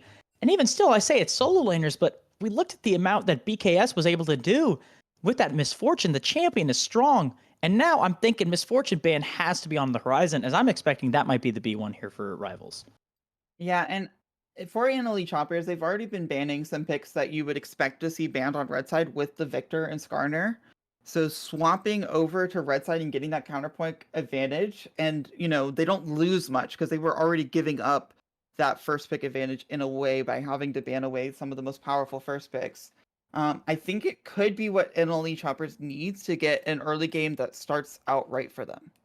I think that early game advantage is what we're going to see. We need to see Koi make these aggressive plays, try to put these solo laners in the dirt, find the way to get some gold into his belt. I also will say Wukong is strong on the patch, but I know that Koi is a big, big fan of the AP junglers right now. He wants the Amumus, he wants the Lilias, he wants the Dianas, the Talias. And while Wukong is strong, I'm wondering if that's where his comfort actually lies at the moment. Yeah, and there's definitely a possibility that it's just gone. However, I mean, it has to be said that the engage tools from NLE has consistently been pretty strong, right? The Wukong and Zac have been a mainstay, but they also had the Lissandra Seraphine and the Ashe Anivia for this last game. They like to be able to pick and choose where fights start, and I Pick and expect to see that choose. continue. Pick and choose indeed. And I mean, I'm looking at it for Koi. If he has experience, I'm thinking also, no. It is Big Rev who I'm looking. Does Big Rev have a time on the Wukong? I'm not seeing a lot of it here for Big Rev. As I'm looking for his angles, I'm looking for his ways back into this game, and I will have to check super quick. But I mean, if the Wukong is an option, I think it might be on the ban horizon if Big Rev's able to pilot it. Especially since if you expect to see Choppas ban the Misfortune, maybe you leave open the 80 carries and allow Choppas to have their 80 carry pick, but you counter pick. Because you're already not going to have your premium Misfortune pick. So you don't really have to ban her counters if Misfortune is banned. If Misfortune is banned, I also want to see potential champs like Braum show up. Champions that just block the bullet time, right? If you are able to stop that ability, that is a lot of the champion's kit, right? She does so much damage. I think that might be overall the ability that does the most damage in the game, like overall, if I'm not mistaken. Maybe there's some other ones in like niche situations, but if you have a way to block it, it's so much value. And I think Braum has risen in presence just because of how much you put pressure on that Misfortune to get that perfect bullet time. Well, we're going to know immediately from the bans what is going on in the minds of rivals. I believe Choppas kind of has to do similar bans. You're not going to leave open Victor of Skarner if you've been banning them on blue side. You might see a Misfortune ban, however. And then I think what we'll really see in the first 3 bans of change is rivals. Because they are now on this blue side, Misfortune will most likely be gone. I'm just imagining that we'll know immediately what they're going to pivot for on blue side. Absolutely. As I mean, realistically, there are a lot of ways this draft could go. Do we just see the Wukong Misfortune trade sides here? Maybe. I mean, it's like, is it a possibility? Yes. Is it the likely outcome? Who's to realistically say? As we see the members of Rivals, they are leaving. They are trying to make room for their teams, trying to make it so that we could get into game at a reasonable time. As we see bugs are happening once again. What is new, Scarlet? What is new? I mean, if it's been like this the whole night, it might as well stay the same way. It'd be weird if everything went off without, some issues, right? Like, we're used to it. Let's just keep it through the whole night. Let's just keep it through. We wanna see it. We wanna see a series go on. We don't want to be going through all of these as we are waiting to see what the situation is once again. Ooh, okay, well, let me check 1 second. It looks like we're gonna have to move lobbies, which is really funny. But you know what? Maybe the issues will end in the lobby. Maybe the new lobby, the old codes were cursed, and we're gonna be a-okay after this. A-okay, So, indeed. The timer for sure will keep getting used. We will be able to get through this game 3. It will be amazing. It will be awesome. As we are hoping to see what will be the result of them loading into lobby. As we are waiting to, I think we have to set up another game code here because the game 3 was active and not it was not active as they were. Ooh, sorry fellas. Sorry everybody, but ooh. We are trying here. It's just been a lot of technical difficulties that have kind of been slowing us down tonight. But we're gonna get through it. This will be the final game. We should have all 10 players connected, hopefully. I imagine if the power stayed on this long, we'll be able to see it through, hopefully. I am hopeful. And, I feel like game 1 was such a weird situation that we didn't see much adaptation in the draft. There was a few minute changes, like infinite mage bans. But I'm really expecting to see just a completely different situation for draft 3, and I'm kind of looking forward to it. I'm looking forward to it. Like I said in that game, I hope that they pick mid a little bit earlier with how much priority is on these mid lane bans. I think that we're seeing they are not on their strongest champions because of how far they're having to go into their champion pool. As you get kind of like in these a little bit lower leagues, the champions that you're comfortable on aren't as strong. But that is a benefit. You aren't in fearless, which is nice. But I think sometimes you got to just be like, hey, maybe I don't get as good of a matchup, but I at least know I can throw hands on this champion. And that's what I'm wanting to see here for especially Sordom. Okay, this is it feels like a repeat of game 2. I don't want to throw us to break because I feel like we're so close to draft. But we will have to continue with more updates.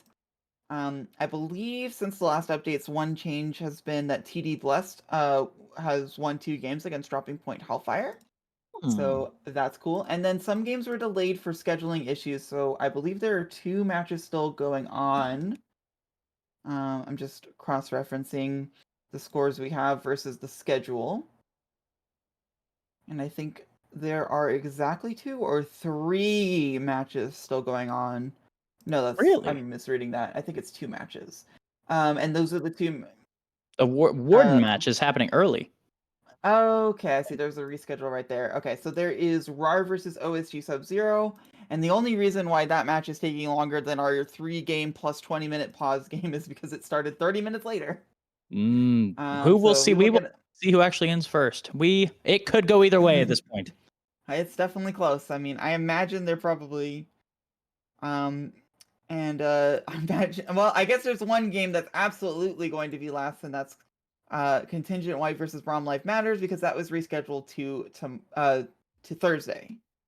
100%. So, As I think hopefully this match doesn't last till then. We are waiting to see where the remaining players are, both as we have to see. I will say, we might need a second, give you guys a chance to get some fresh air, get some water under your belt as we wait for this draft to get sorted out, and we can finally get going into Game 3. As actually, you know what? I was gonna say we go to break. I think they're finally showing up. Who knows? This is the issue that I've been having. Like, do we go to break? No, the draft will start like 2 seconds afterwards. Okay. I'm gonna put it out there soon. We're gonna be draft very soon. I promise. Hopefully. Because I see a lot of players coming in here. Almost everyone is here. There's no bugs reported yet. No one's disconnecting. Okay, there isn't ours in the chat yet. Okay, that isn't happening yet, but that's gonna be soon. And this isn't Copium. No Copium in sight. But that Warden game, it does look like we are getting another 3-game series, which is very awesome to see. It does look like it is MYNT versus UK and Cryptic. So hopefully that matchup ends up being spicy, ends up being awesome.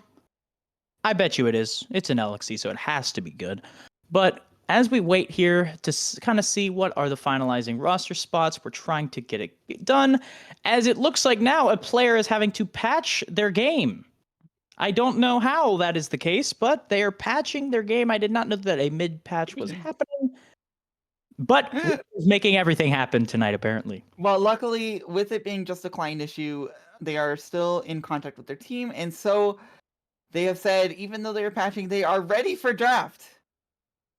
So once again, we are surely moments away from the Game 3 draft, where again, I believe things will be very different. Very different, maybe. Very different is what we are hoping to see, as I would hope that the drafts do not stay the same as they are flipped to sides. If it ends up being that Misfortune gets picked and their response is Wukong, I might be a little surprised. I don't know for sure, though. I'm expecting either of those champs to potentially be taken out of the pool with the bans. But I mean, yeah, I just want to see a spicy Game 3. It kind of feels like Game 1 we were robbed of a little bit of a banger. Game 2, in a lot of ways, it was a bit of not a stomp, but we've seen a little bit more energy from this NLE Choppas roster before.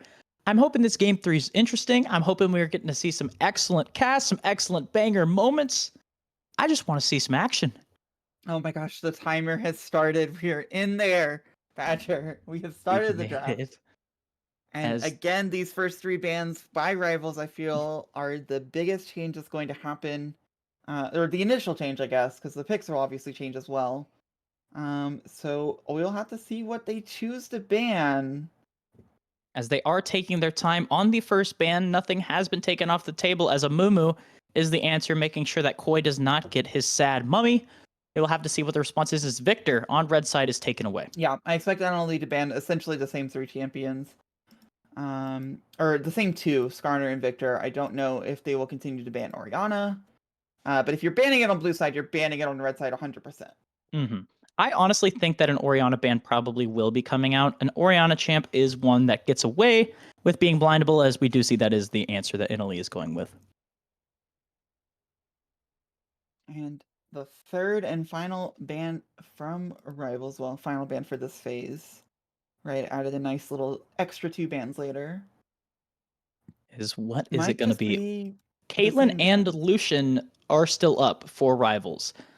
I do think you need to ban Misfortune here. Never mind, they're banning the tree. They think Maokai is the answer, as I'm expecting. Yep, there it is. Misfortune 3 games in a row.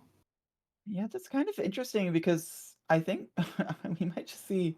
I mean, Choppas just chooses Wukong, right? I think Wukong, maybe they are a little spooked just because of how game 2 went. I think Wukong is the answer, especially with Maokai taken away, but we don't see a whole lot of what we're seeing. But Lucian is actually the answer, and that is one of Ferdy's favorite. And this is the one champs. you've been mentioning the That is entire good. draft time.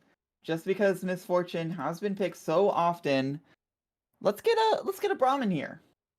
Let's get a Braum. I think it is a great answer into Misfortune, stopping a lot of what that bullet time is capable of.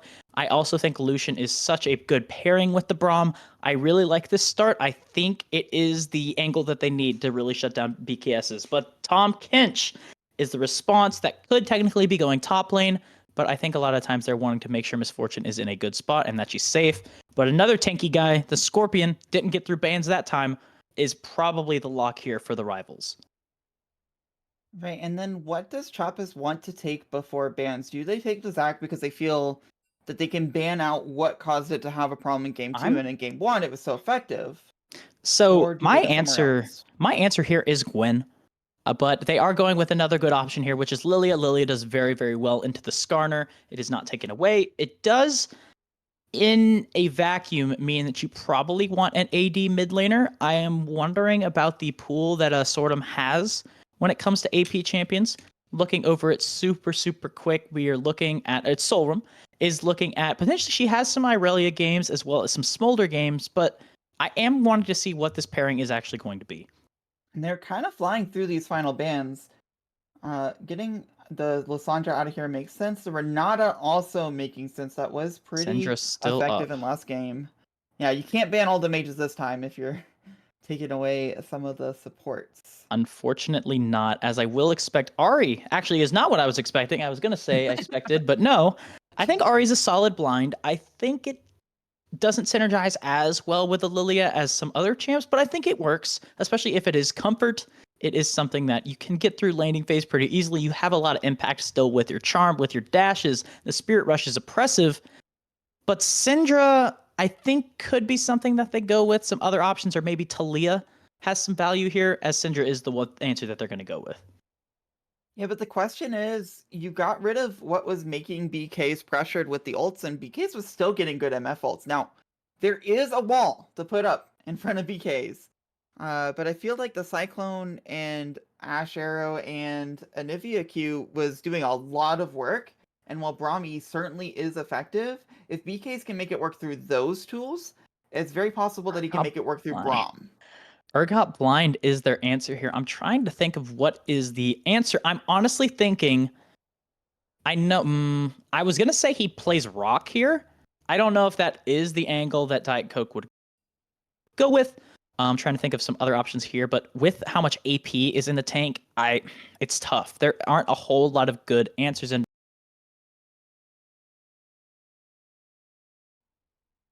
Shows up. Now the question is, can the solution deal with Tom Kench's Skarner whenever the entire rest of his team is doing a little bit of magic damage? A little bit is a bit of an understatement, Scarlet. They are doing a ton of magic damage. If this Lucian gets shut down, this Skarner is going to be laughing as he is just running around the map doing what he pleases. I will say, Lilia does a great job of shredding through the pretty beefy front line that is over on the rival side. Tom Kinch doesn't like her. Skarner doesn't like her. Urgot, I think, can throw some hands, but he probably doesn't like her either. So it's not awful, even though they are very, very magic heavy. I think that is something that NLE Choppas, just with their champ pools in general, sometimes will struggle with. And we're going to have to see if they're going to prove me wrong here. Yeah, the draft did change, to be clear, and that's Did. nice. But BK's still in misfortune. It's looked so good in the first few games. That probably will not change in laning phase. It So looks good. I mean, also, one of the bright spots of that snowstorm cursed game was Salakin's Syndra, right? The Syndra was a threat. She had the most gold in the game. Maybe it was because she was farming a couple extra waves because there was no top laner. But still, I think it's if the Syndra gets unleashed, she has a lot of frontline, and it's like, who's the threat? Because is this Malphite going to go on the Misfortune? Probably. So I'm just thinking, unless Ari finds the goated angles, it's a little tough. Yeah, and for NLE Choppas, thinking about their state of mind, they've won one game in the series. But it wasn't, a true victory that you like kind of get to feel externally and feel like, okay, let's go back to what worked. And that can kind of weigh on your mind after losing a game 2 in the way that they did. I think so. I'm looking at the drafts. Technically, I am still of the favorite. That Misfortune was really, really scary. And while there is a rock monster in the game and a Braum, I think you got to be careful because other than the Malphite and I guess Braum in some instances, the team is a little squishy. So I'm kind of leaning more towards Rivals' comp at this point. I don't know if you feel the same way, Scarlet, or you have some rebuttals to what I've been talking about here. No, I do believe that Choppas is in a moment where they have to figure out a way to make BK not dominant in lane. If they can do that and the Lucian pops off, then all of their problems in draft are solved. However, it just hasn't happened yet. That being said, Rivals has banned Caitlyn and Lucian for a reason every game. This is the first time that they've been able to draft it for NLE. I mean, we'll have to see if Ferdy is going to be able to pilot the champ that has been banned for a reason. Is it strong enough? It's paired with the Braum. It's do or die for both of these teams. A lot is on the line, right? Your season, you want to start off strong. And we're going to have to see who starts off with that win. As I think we're going to take a break, wait on Spectator to catch up on us, and then we'll see.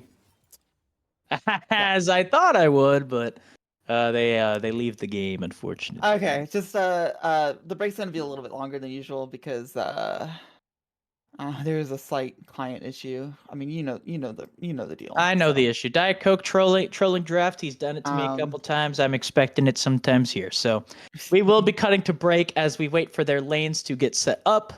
We will be right back after a quick delay.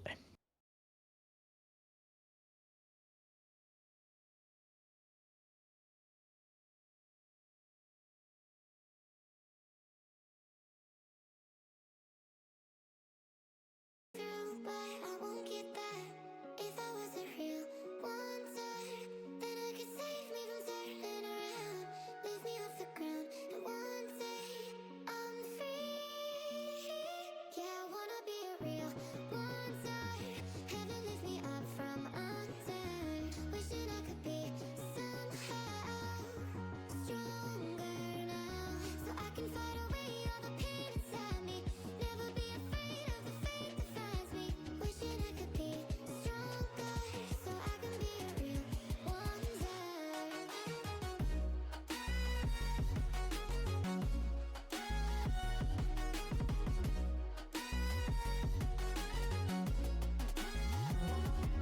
If you wanna be a wonder, baby, come and show it. Tell me what you feel in your heart and your soul. There's nothing I would take for granted. With me, we'll make it through. Takes two hearts to fix heartbreak. We grew apart, I made a mistake, but I'll try to make it up to you, my darling. Ooh. Yeah, I wanna be a real wonder. Heaven lift me up from under. Wishing I could be somehow stronger now,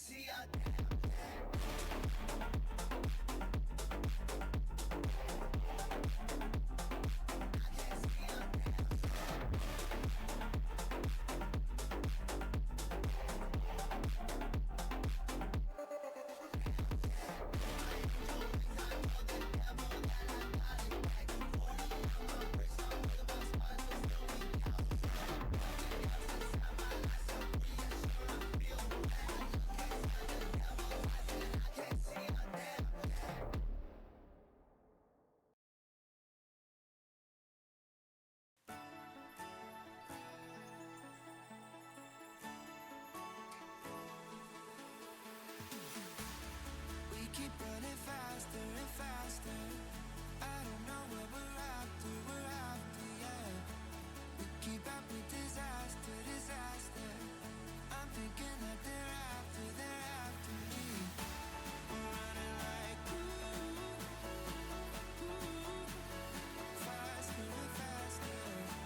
We're running like faster and faster.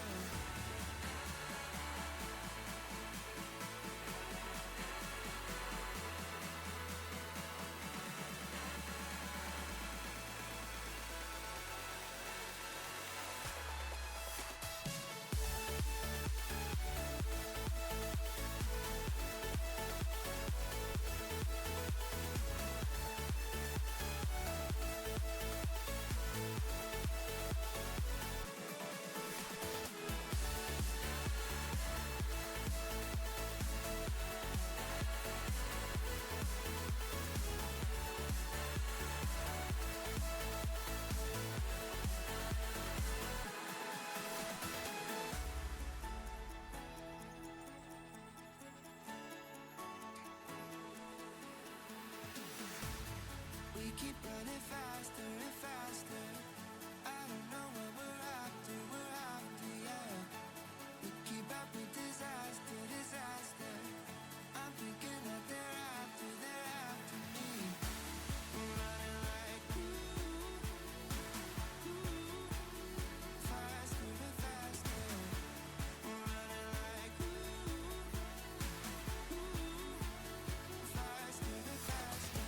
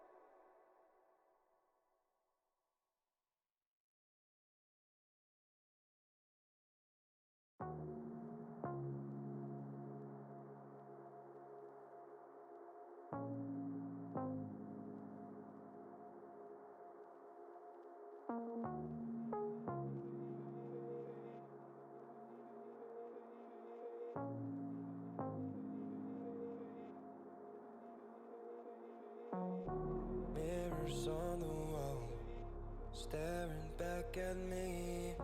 Stranger in the hall, frozen by the scene. Portraits seem to fade, he lost his centerpiece. Can't recall his face, I hope he'll rest in peace. Haunted by my mind, victim or the prey. Everything is fine, take me to my grave. Bury me alive, keeping me astray. Hard to say goodbye to who I am today.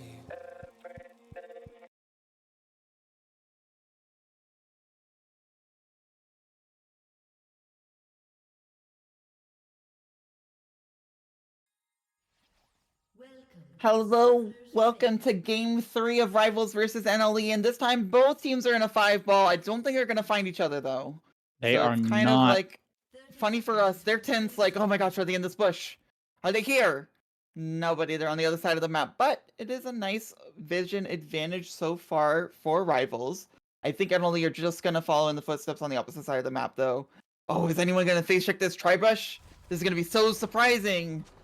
They have no No, clue that's that not they playing. are on the other side of the map at the moment. I mean, the same thing's happening over here. Oh my gosh, are they here? Wait, this What? bush? Oh, they're not in that bush. As we have seen, these two have duked it out. Is anyone? The Okay, there's the Lord. Nice. the side of NLE, they have learned that, hey, maybe invading S5 is not punishable. We will just walk around and we will get the win, as we do see the matching Crab God basically with that Skarner. They're kind of matching. As looking at how these drafts play out, I'm expecting to see a lot more power farming here from the side of NLE. Lillian known to be a bit of a fast clear, but on the other side, Skarner, he's going to try to find some engages, find some ways to make some plays happen on the map. And that first place I'm looking is potentially mid lane. Absolutely, and the way that Soul Ram has played these lanes, and this is the second time Salakin has had mid lane, Salakin usually puts her under pressure very quickly. You can see again, Salakin already has the minion advantage. The trade is going a little bit in favor of Soul Ram at least, but with that minion advantage, it might not matter that the health bars are the way that they are, because once you get level 2, that can change quickly. I will say, minion damage early is very underrated. People sleep on how much damage those little guys do. As we do see, the pots are already popped here for Soul Ram, and she's still down some health. Like, it's tough. I mean, it's just more of the same for that, but that does open the opportunity for jungle pressure to change that matchup, which, again, we saw Salakin start 0-4 despite his early... Oh, this is a nice stun. The W does come back to make the trade a little bit more even, but Salakin has not drunk a single potion. Not a potion in sight. Drinks stay in the inventory. As I will say, Solram needs to be finding these angles. If you get the auto, you got to go W into auto. You got to get these electrocute procs onto Syndra, because the longer this game goes on, your best stages are kind of right now. Right, you want to be 6 is kind of that prime spot where you're going to find the kills, but you have your abilities. Oh, you that's have another charm. stun. W in. I think Electrocute will proc back, but I mean, Syndra has biscuits right now. Salakin did eventually use those potions, but there's a biscuit in inventory, and there's another one coming very soon. And you also got to think, you got to be the one who's making these aggressive plays. I know it's scary sometimes playing into the Syndra, but look at that. It's tough. Even with the level advantage. Oh, this is the Tomkage going in, however, with the Skarner follow-up. If they get the tongue stun, it will be a big deal, but Triumphant is able to walk away. Triumphantly. Triumphantly, yeah, not even using Flash. Salakin looking for a stun. The charm is down. The minion wave is exactly where he wants it. Soul Ram needs help. Soul Ram needs a little more than help, as they are in a bad spot. They are down mana, they are down HP. I think you got to take a base. Side. Oh, but not able to get the force shot. Tries to get the Q for the passive double shot, but just not quite able to get it in time. As I will say, the one thing that does change is the scuttles are not being, 2 of them are not being taken by one jungler, as it is a trade. The Skarner gets one on the bot side, as he did show up to cause some shenanigans. But Lilia, looking to go in for some deep vision here, good on Koi, trying to get some value out of it, is taking the base, looking for the angle to get back on the map. Yeah, and I'm just not seeing BKs being punished for this misfortune. Lucian was a contested pick for the first 2 drafts, and it hasn't popped off yet. Now, of course, Lucian doesn't fall off at level 4. He's still got time. But if BKs gets rolling, we know how that story goes. I mean, props to the Skarner, right? Giving a little bit more cushion to this misfortune Tom Kench lane, right? They're letting it. So right now, look at the CS lead. BKS is up a decent amount, right? BKS is what we assumed was going to be the person who had the disadvantage in this matchup, but on the contrary, it's looking the exact opposite at this point.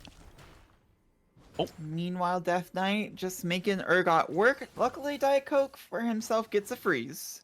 A freeze. However, a freeze. So, you know, he has Flash this time. He didn't last time.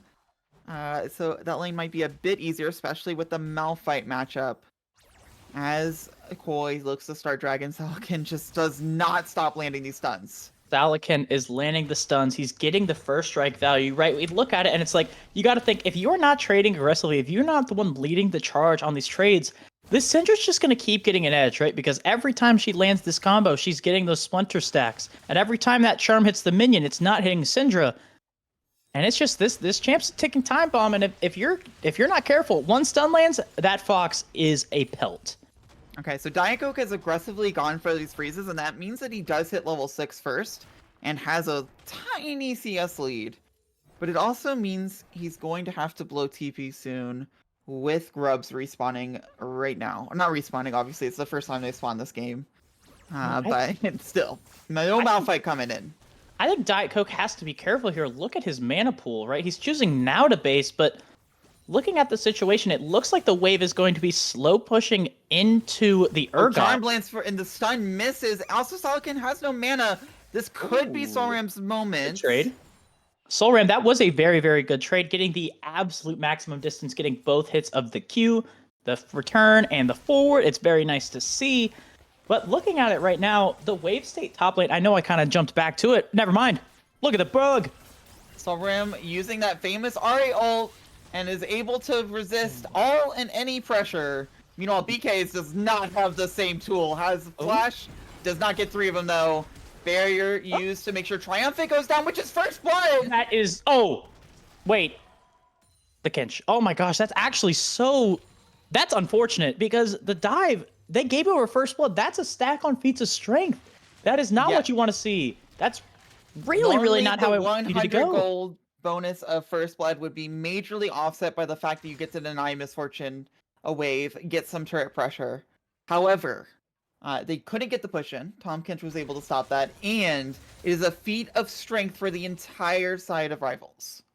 It is tough. It is tough. And I mean, just looking at the way this game is going at the moment, we kind of see it. We've said it a lot as how these games are going, but look at the way these solo lanes have played out. Look, another stun. Charm misses, I believe. And Solram is back to in trouble. Ultimate will be up pretty quickly. Ahri ult is famously very small cooldown. But you still gotta last it out for a little bit. Meanwhile, Diet Coke, you know, came back after that low mana, low health situation and is doing great. BK's dodges here now, jump, but does not dodge the other ability. The E just stops MFL from doing anything. They're giving it over to Ferdy, and BK's is getting shut down. As we see, the stun is able to land there, as Koi is doing a lot of damage to kind of keep it going with the tower. Solican. Koi even flashes away. Now Solican coming in. There's too much of a wave, though. They cannot try to 3v1 with these health bars and the wave being the way that it is. Wow. So I think they will all just back away, but this is a huge denial of gold for BKs. Even if we talked about the feat of strength going over, you know, that doesn't affect MF right now. Right now what MF sees is denial. I think this is a kill on Solican. Gets on with the ultimate, and yeah, I mean, Syndra ult into Brahmi just does no damage. You're just playing a little too overconfident there, Solican, right? I know you're strong. You've gotten a lot of stuns off, but when you think about it, you were the only person there. It was a 1v4 at one point. I know you're looking for the play, but with Illusion, he's got barrier. He's got his buddies behind him. And with that Braum shield, there's no chance you get the kill. Flash out from Daikoki also still has the ultimate, so I don't believe that this will turn into real pressure. But he's still got to deal with the fact that the wave is hitting his tower soon. And Skarner's not leaving. Oh, Skarner is not leaving indeed, as they are trying to go for... No, I thought, no, there's no way they dive. I was going to say maybe they dive, but then I'm like, no, it's spooky. No, Lily's in the area. Crash. They want a little nice crash. Diet Coke will have to deal with the remnants of that wave for quite a while. And again, Grubs are spawning in 1 minute. Now, this time, Diet Coke does have teleport. Diet Coke does have teleport. And you know, I was looking at it, and in all of those shenanigans, Lucian found himself with 4 kills, right? He's in a pretty decent spot, but that CS lead, that Misfortune gained, the fact that she was the one who got first blood means it's only about a 300 gold lead for this Lucian. It's still scary, but with just all of the shenanigans that have happened in this bot lane, it's not as bad, and it's only an 800 gold lead as a result. Yeah, I want to call back to whenever I was saying that MF was not in trouble. The Lucian pick just wasn't bringing what it needed to the early game, and now it is. Absolutely, we're at 4 kill Lucian. But look at the situation. Misfortune already has her Yomus. This is something like she was able to get the gold that she needed right at the right time. Charm's not landing. I feel like every time I cut over mid, that Ahri is stunned. That Ahri is in the fox trap. It is tough. And it looks like the Grubs are going to be started. This would be the second neutral objective if Rivals can get all 3, but that might not be as easy as they would like. Lucian is here, MF is not. This is the second time this series... Yeah, because BK's is just hitting tower. However, Malphite's actually teleporting the bot lane. This is kind of having your cake and eating it too, because they get 1 grub, Only one grab. They get the fight as well. The Oh. Skarner ult finds both though. Solram having to ult out. However, there's just not enough damage follow-up. Lucian is 4-0 and showing it, but Syndra has the R button for him. Braum cannot get in the way in time. BKS is here. Matter. BKS looking for an R button. That's not how Braum's supposed to block it. He blocks it with his death. Big Rev trying to run away. Oh my! The flash prediction from Solram. Big Rev flashes right into it, and that will be the kill for Koi. Oh no! You know that is going to be a clip that your friends send to you after the series, regardless if it's a win or not lose. able to predict that one, unfortunately. So Solram will go down. Shutdown going over to BKS. Oh my goodness, Scarlet. That was a fiesta and a half if I have ever seen it. Right? We Yeah, it was saw that. interesting. Yeah. Yeah, We're just about to see interesting. another one though. Dragons up. I thought it was interesting that they brought their AD carry up, right? Ferdy came up. Whenever they saw that BKS was not moving up, Diet Coke teleported to the bot lane to match it to stop MF from getting free tower plates. Then, because MF gets to move fast, she came to the fight anyways. Now we're looking at a dragon. Salkin's going to look for something, Big Revs. but not able to get the steal, not able to get a stun. His E, it didn't go through the wall like he was expecting. He didn't end up on the right side. He wasn't even able to go for the steal. I'm expecting that they were calling it, and it just didn't go the way that they were wanting. As, you know, it is unfortunate Diet Coke did TP down, expecting to catch out BKS. BKS, the speed demon that she is, ran up, got the ultimate off, and was able to pick up the kill on Braum, but still, we now have an even game somehow. Yeah, especially whenever you look at feats. Right now, it is 2 neutral objectives for NLE. It is 1 neutral objective for Rivals. The towers, it's hard to say which one will fall first. And then, obviously, First Blood went over to Rivals, so both of them have an advantage in one of the feats. It's really hard to tell which team is going to get those upgraded boots, and that's They're not pinging everything. Syndra. I think Malphite gets the ult in onto Syndra. Salkin flashes out, but there's no... Oh, Tom Kench is like a second life for Syndra.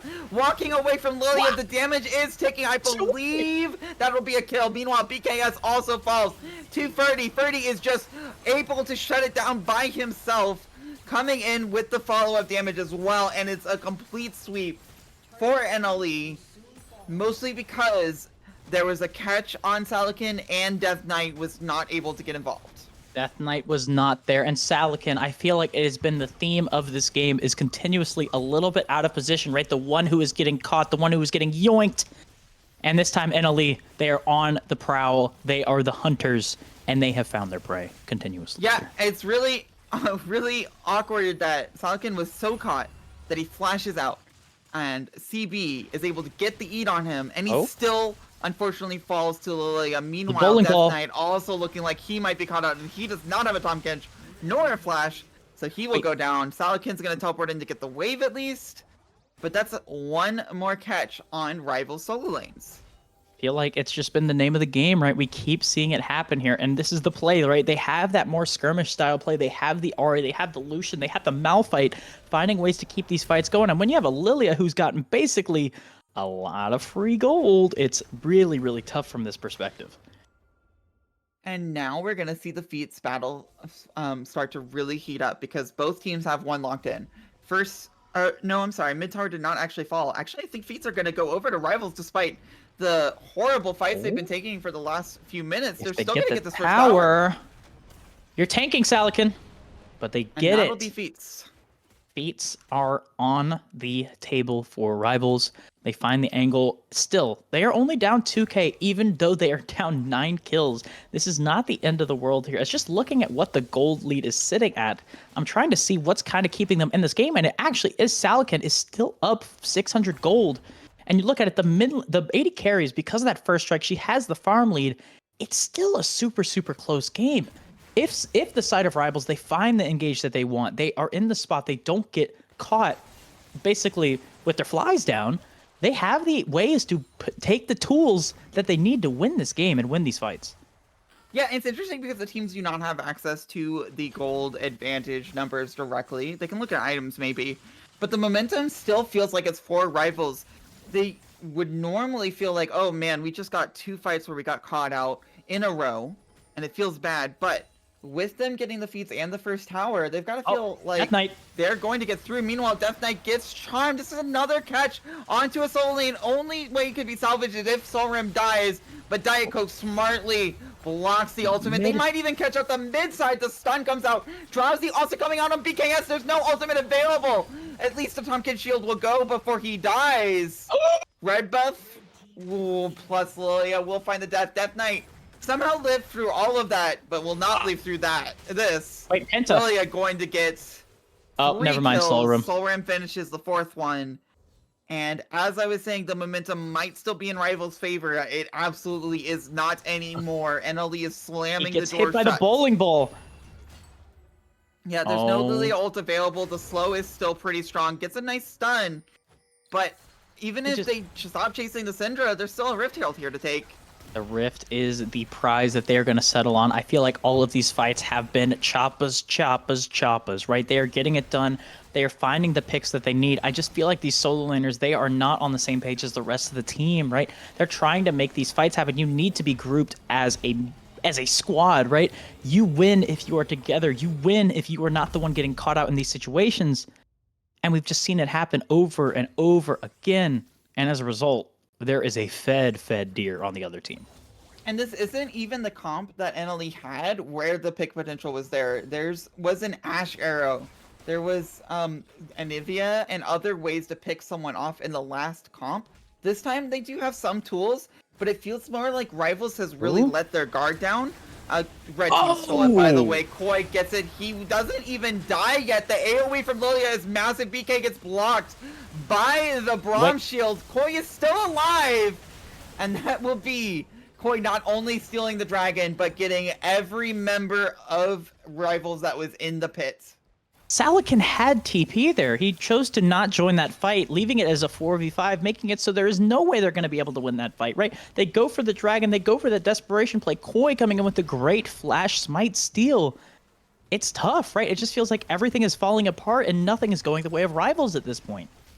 Now, to be clear, Rivals have not had a proper 5v5 for about 10 minutes, right? And obviously, it's a lot harder now, but if they can, really center themselves, calm themselves down. It's only Chemtech Soul, right? Yes, it's a soul if it happens, but yeah. They have the ability to scale into the game. Lucian will eventually become dealable with, and they've got to pick on Koi here. That's a huge, and a huge Scar ult. You can see how the momentum shifts immediately. Now, but who's there? This is the follow-up, but I don't think they can dive this as much as they want to. Death Knight will live, and there's a TK here as well. This is a pick for Rivals. The Lucian is caught as well as Big Red drives in with the curve.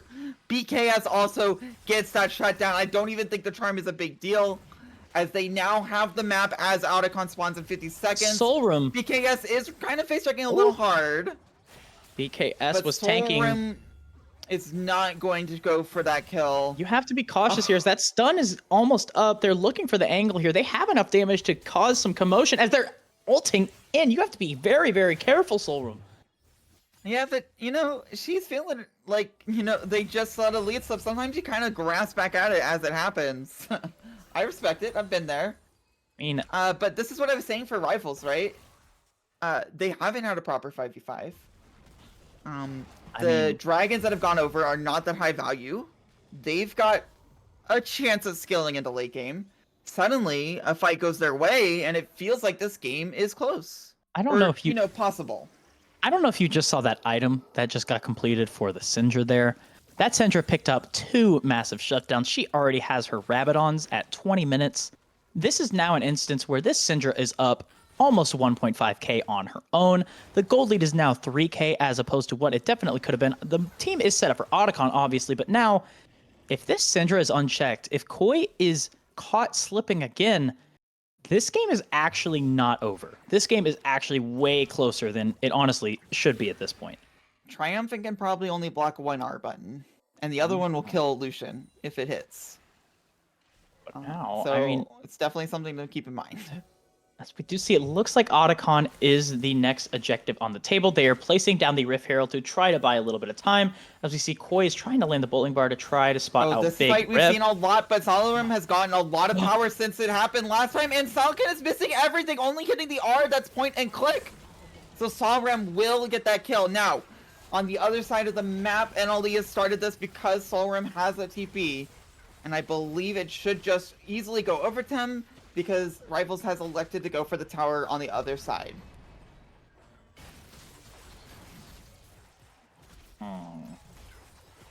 Additionally, I believe this is the GA one. Never mind. It's always the GA one. Always that GA one. I feel like it's just ever since they adjusted it, it's just there's so many kills, it gets to that point. But I mean, hey, honestly, props to Solrum for finding the engage, right? If Syndra's the one who leads the charge, There's another engage. There's no ult on Ari. you have But at the same withdraw. time, You have withdraw. you I think it's withdraw. okay, but still. I mean, sometimes you just press flash without you thinking about it. That's You know, true. you don't think about the withdrawal, especially since it's a new mechanic. Mhm. Salakin looking for something, but again, these Uh, are G8 up members. They can dive easily. There will be no even withdrawing, as Salakin will fall under the tower. Interesting choice there from Salakin to go under the tower with those members up, especially with those GAs active. It's got to be very, very frustrating here. You had the opportunity to get back into this. You picked up those massive shutdowns. But right now, NLE, that didn't let them falter. They're continuing to play aggressive. But Koi is in a bit of an interesting spot as he tried to get that cheeky base off. But Ferdy and Triumphant are on the tail. They're helping out. Right, but the GAs are still available. They can go for any day possible. Daiko gets the ultimate, and Lilia also gets an ult off. Luckily, CP is able to eat Skarner. Skarner ult is massive, but again, there's just GAs happening. So they get Big Rev, they get the Tom Kench, and they don't even get the GAs, man. There's a teleport that's coming, and this has got to be death. That Death is Knight. not going The to be flag. anything. They don't even get a withdrawal No, off with of the follow-up TP. I don't recall seeing that withdrawal, and right now it is not looking great. Soul, the dragon is up with 7 kills to 26. The gold lead is only 7k, but it feels like it's that much more. The Otacon gone, Shelly gone, the dragon's gone. What are the angles back into this? Maybe that's one. It's really not. It is 100 or 200 gold for our Syndra if he can land it. Unfortunately for him, Solram is able to walk out without even ulting. Oh, BK's going for it. Case is on the hunt, playing No, leapfrog. not able to find it. And it'll be Soul for NLE this time, unlike last game. And I was saying before, Kim Pixel's not that big of a deal, but with the way Rivals are playing, they've really got to bring it together. It's clear that that one moment of hope into it dashing away immediately has made their decision making a little bit, scattered. A little scattered. I mean, if you are in NLE at this point, you are feeling pretty confident about how this game is going to go. You have control over these objectives. Baron is spawning in almost a minute at this point. It is going to be tough for the side of Rivals to contest it. They do have BKS. He does have a good amount of gold, but looking at his opposition, it's a 10-2 and 2. 10-2 and 10. Lucian, I apologize, but he's doing a lot of deeps. They have the Ari who's 6-1 and 6 with that Seekers too for a little bit of added protection. How do we get this done?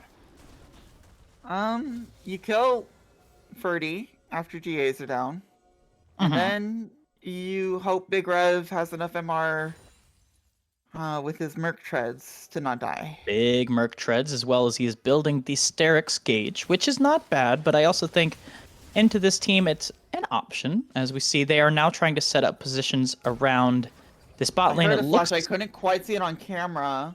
trying to see where it was, as it looks like it was Braum who flashed there. That makes sense. You can sometimes go for a little cheeky flash engage. It doesn't quite work out.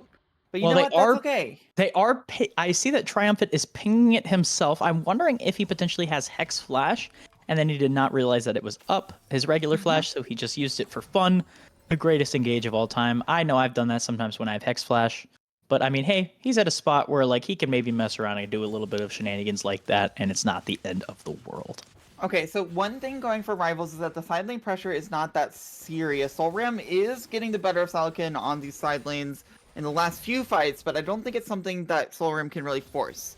last game we said this was really hard for NLE because rifles. Oh, actually, the silent pressure is coming real. Just Ari ults in and killed him. Meanwhile, Skarner ult just unfortunately isn't able to hit anything. Ferdy is completely safe, but the MF ult kind of brings him down. Not Good enough. flash. And that means that there are not really that much members standing between NLE and the Baron. They're gonna go straight to that pit. Straight to the pit they go with a purple slug on their mind, right? They have enough damage easily to take this. This is the objective of all objectives. The king, the creme de la creme. I mean, Big Rev did steal it in a 3v5. Maybe he did, but he was on the I don't red think side. he's trying it right now. And I think right now he's hanging out with the Raptors, so I think it might be tough. But I've seen crazier. I've seen crazier. Oh, interesting. As we see that the dragon is not taken, as that it was Baron. I'm a silly guy. But looking at this situation here, we see it is very tough. The gold lead has kind of slowly been taken over for the side of NLE, right? We look at it, that gold lead that was on Syndra has now been taken over. Ari doing a great job of finding the angles onto Syndra. And it's been looking tough. They have the objectives. They have the soul. What is the angle? It's very, very tough, and it looks like this Ferdy might dashing be forward into a Tom Catch. Maybe, I mean, I know there's not follow-up yet, but maybe he continues the chase. I don't know. There's got to be something, a way to kill this Lucian. Soul Room. Chooses not to go there. I think there is a potential with actually maybe he has a good amount of magic resist, right? He has the Jack Shield and the Merc Treads, but you want to still continue to pressure as he's finding the angle here. But dashes into an Urgon. I don't know if that's what you want. Charm does land, but there's more members coming. So I think Death Knight will die here, and there's just no cross map to be made. No cross map play, but they're looking to make something happen here onto the Lilia. Okay, well. So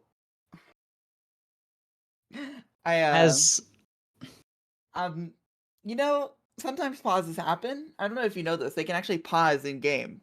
It's a really cool feature. They can pause mid-game. We've never seen it happen before, and as it is looking like we had another incident where someone had to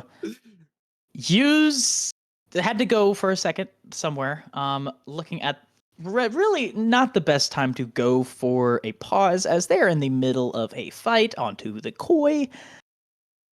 But I mean, I don't know. It looks like it's going to be a short pause. It's okay.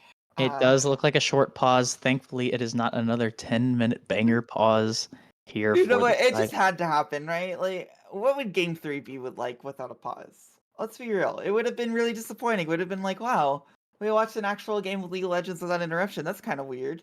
You might think, hey, maybe the time to use the bathroom is right before the game. No, it is 27 and 31 seconds in. But now we're cutting back. We finally made it.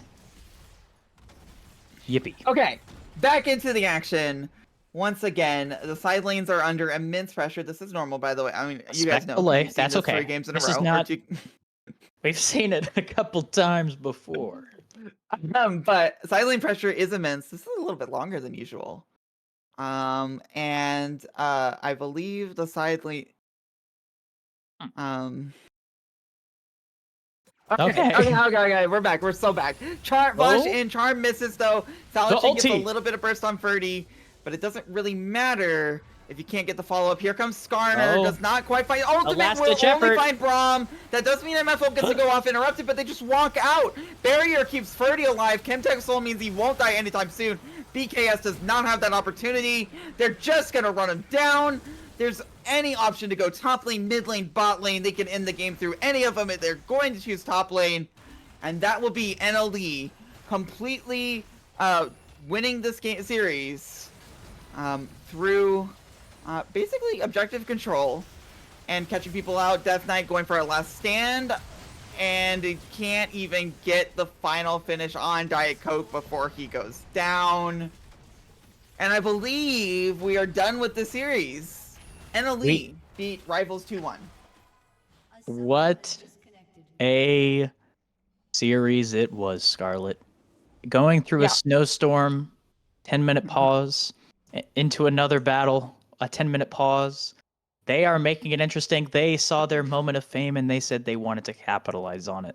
Shout out to NLE for not faltering, in that game 2 loss. They said they were going to keep brawling, they were going to keep going out, as NLE is the one who came out victorious at the end. It was a strong showing from both teams. The games might not have been how we expected them to go, but regardless, a great series overall. I am glad that both teams got to win a game where there were not disconnect shenanigans that happened for an extended period of time. It did feel like both teams, showed what they're capable of. And that does mean that NLE gets the 2 score. But you never know, they might have won in the 5v5.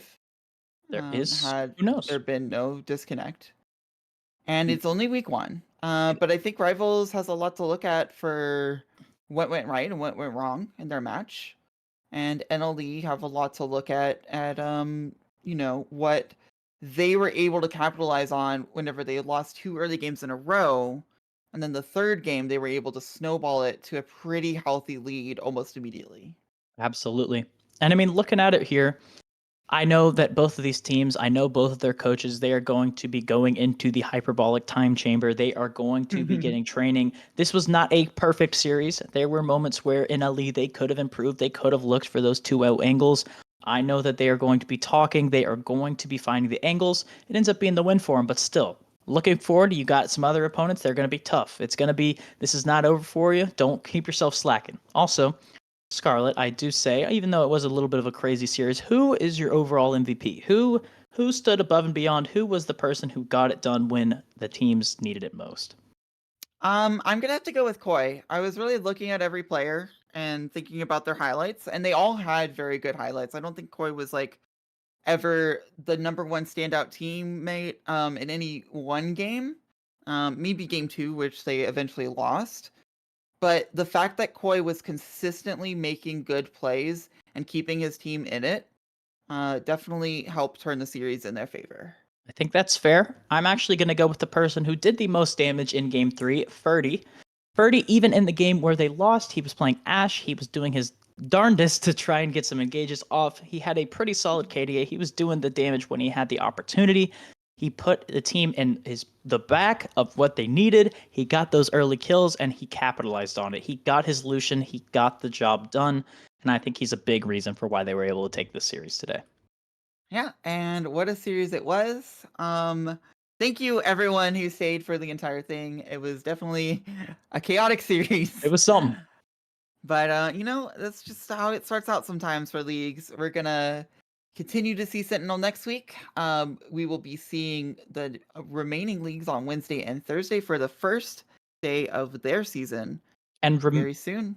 remind me really fast, what is the Crusader matchup that is happening tomorrow? If we know big producer out in up above. If not, Man. we know that Crusader, the Emerald League, is going to be occurring tomorrow. We're excited to watch it. I get to play tomorrow, so I'm super excited for that. First game of the season is always fun. Shout out to Goon Squad. We are gonna get it done. We're gonna get it done. It looks like it's contingent esports yellow versus New Origins Phoenix or something. Sorry. I know a couple of those Made a players. bubble That thingy. will be a matchup of all time and of the good kind. So thank you guys once again. Scarlett, I've enjoyed color casting. I'm usually in that play-by-play spot, but if someone's going to do it, you did it absolutely fantastically. Great work. Great work. Oh, yeah. It's definitely hard to keep up the energy between different things happening. I am hopeful that the players that had their power outage are able to, recollect themselves and get everything in order. And, shout outs to everyone who's out there struggling with the snowstorms. I know that those players are not alone. And see you all in the future. Have a good one, guys.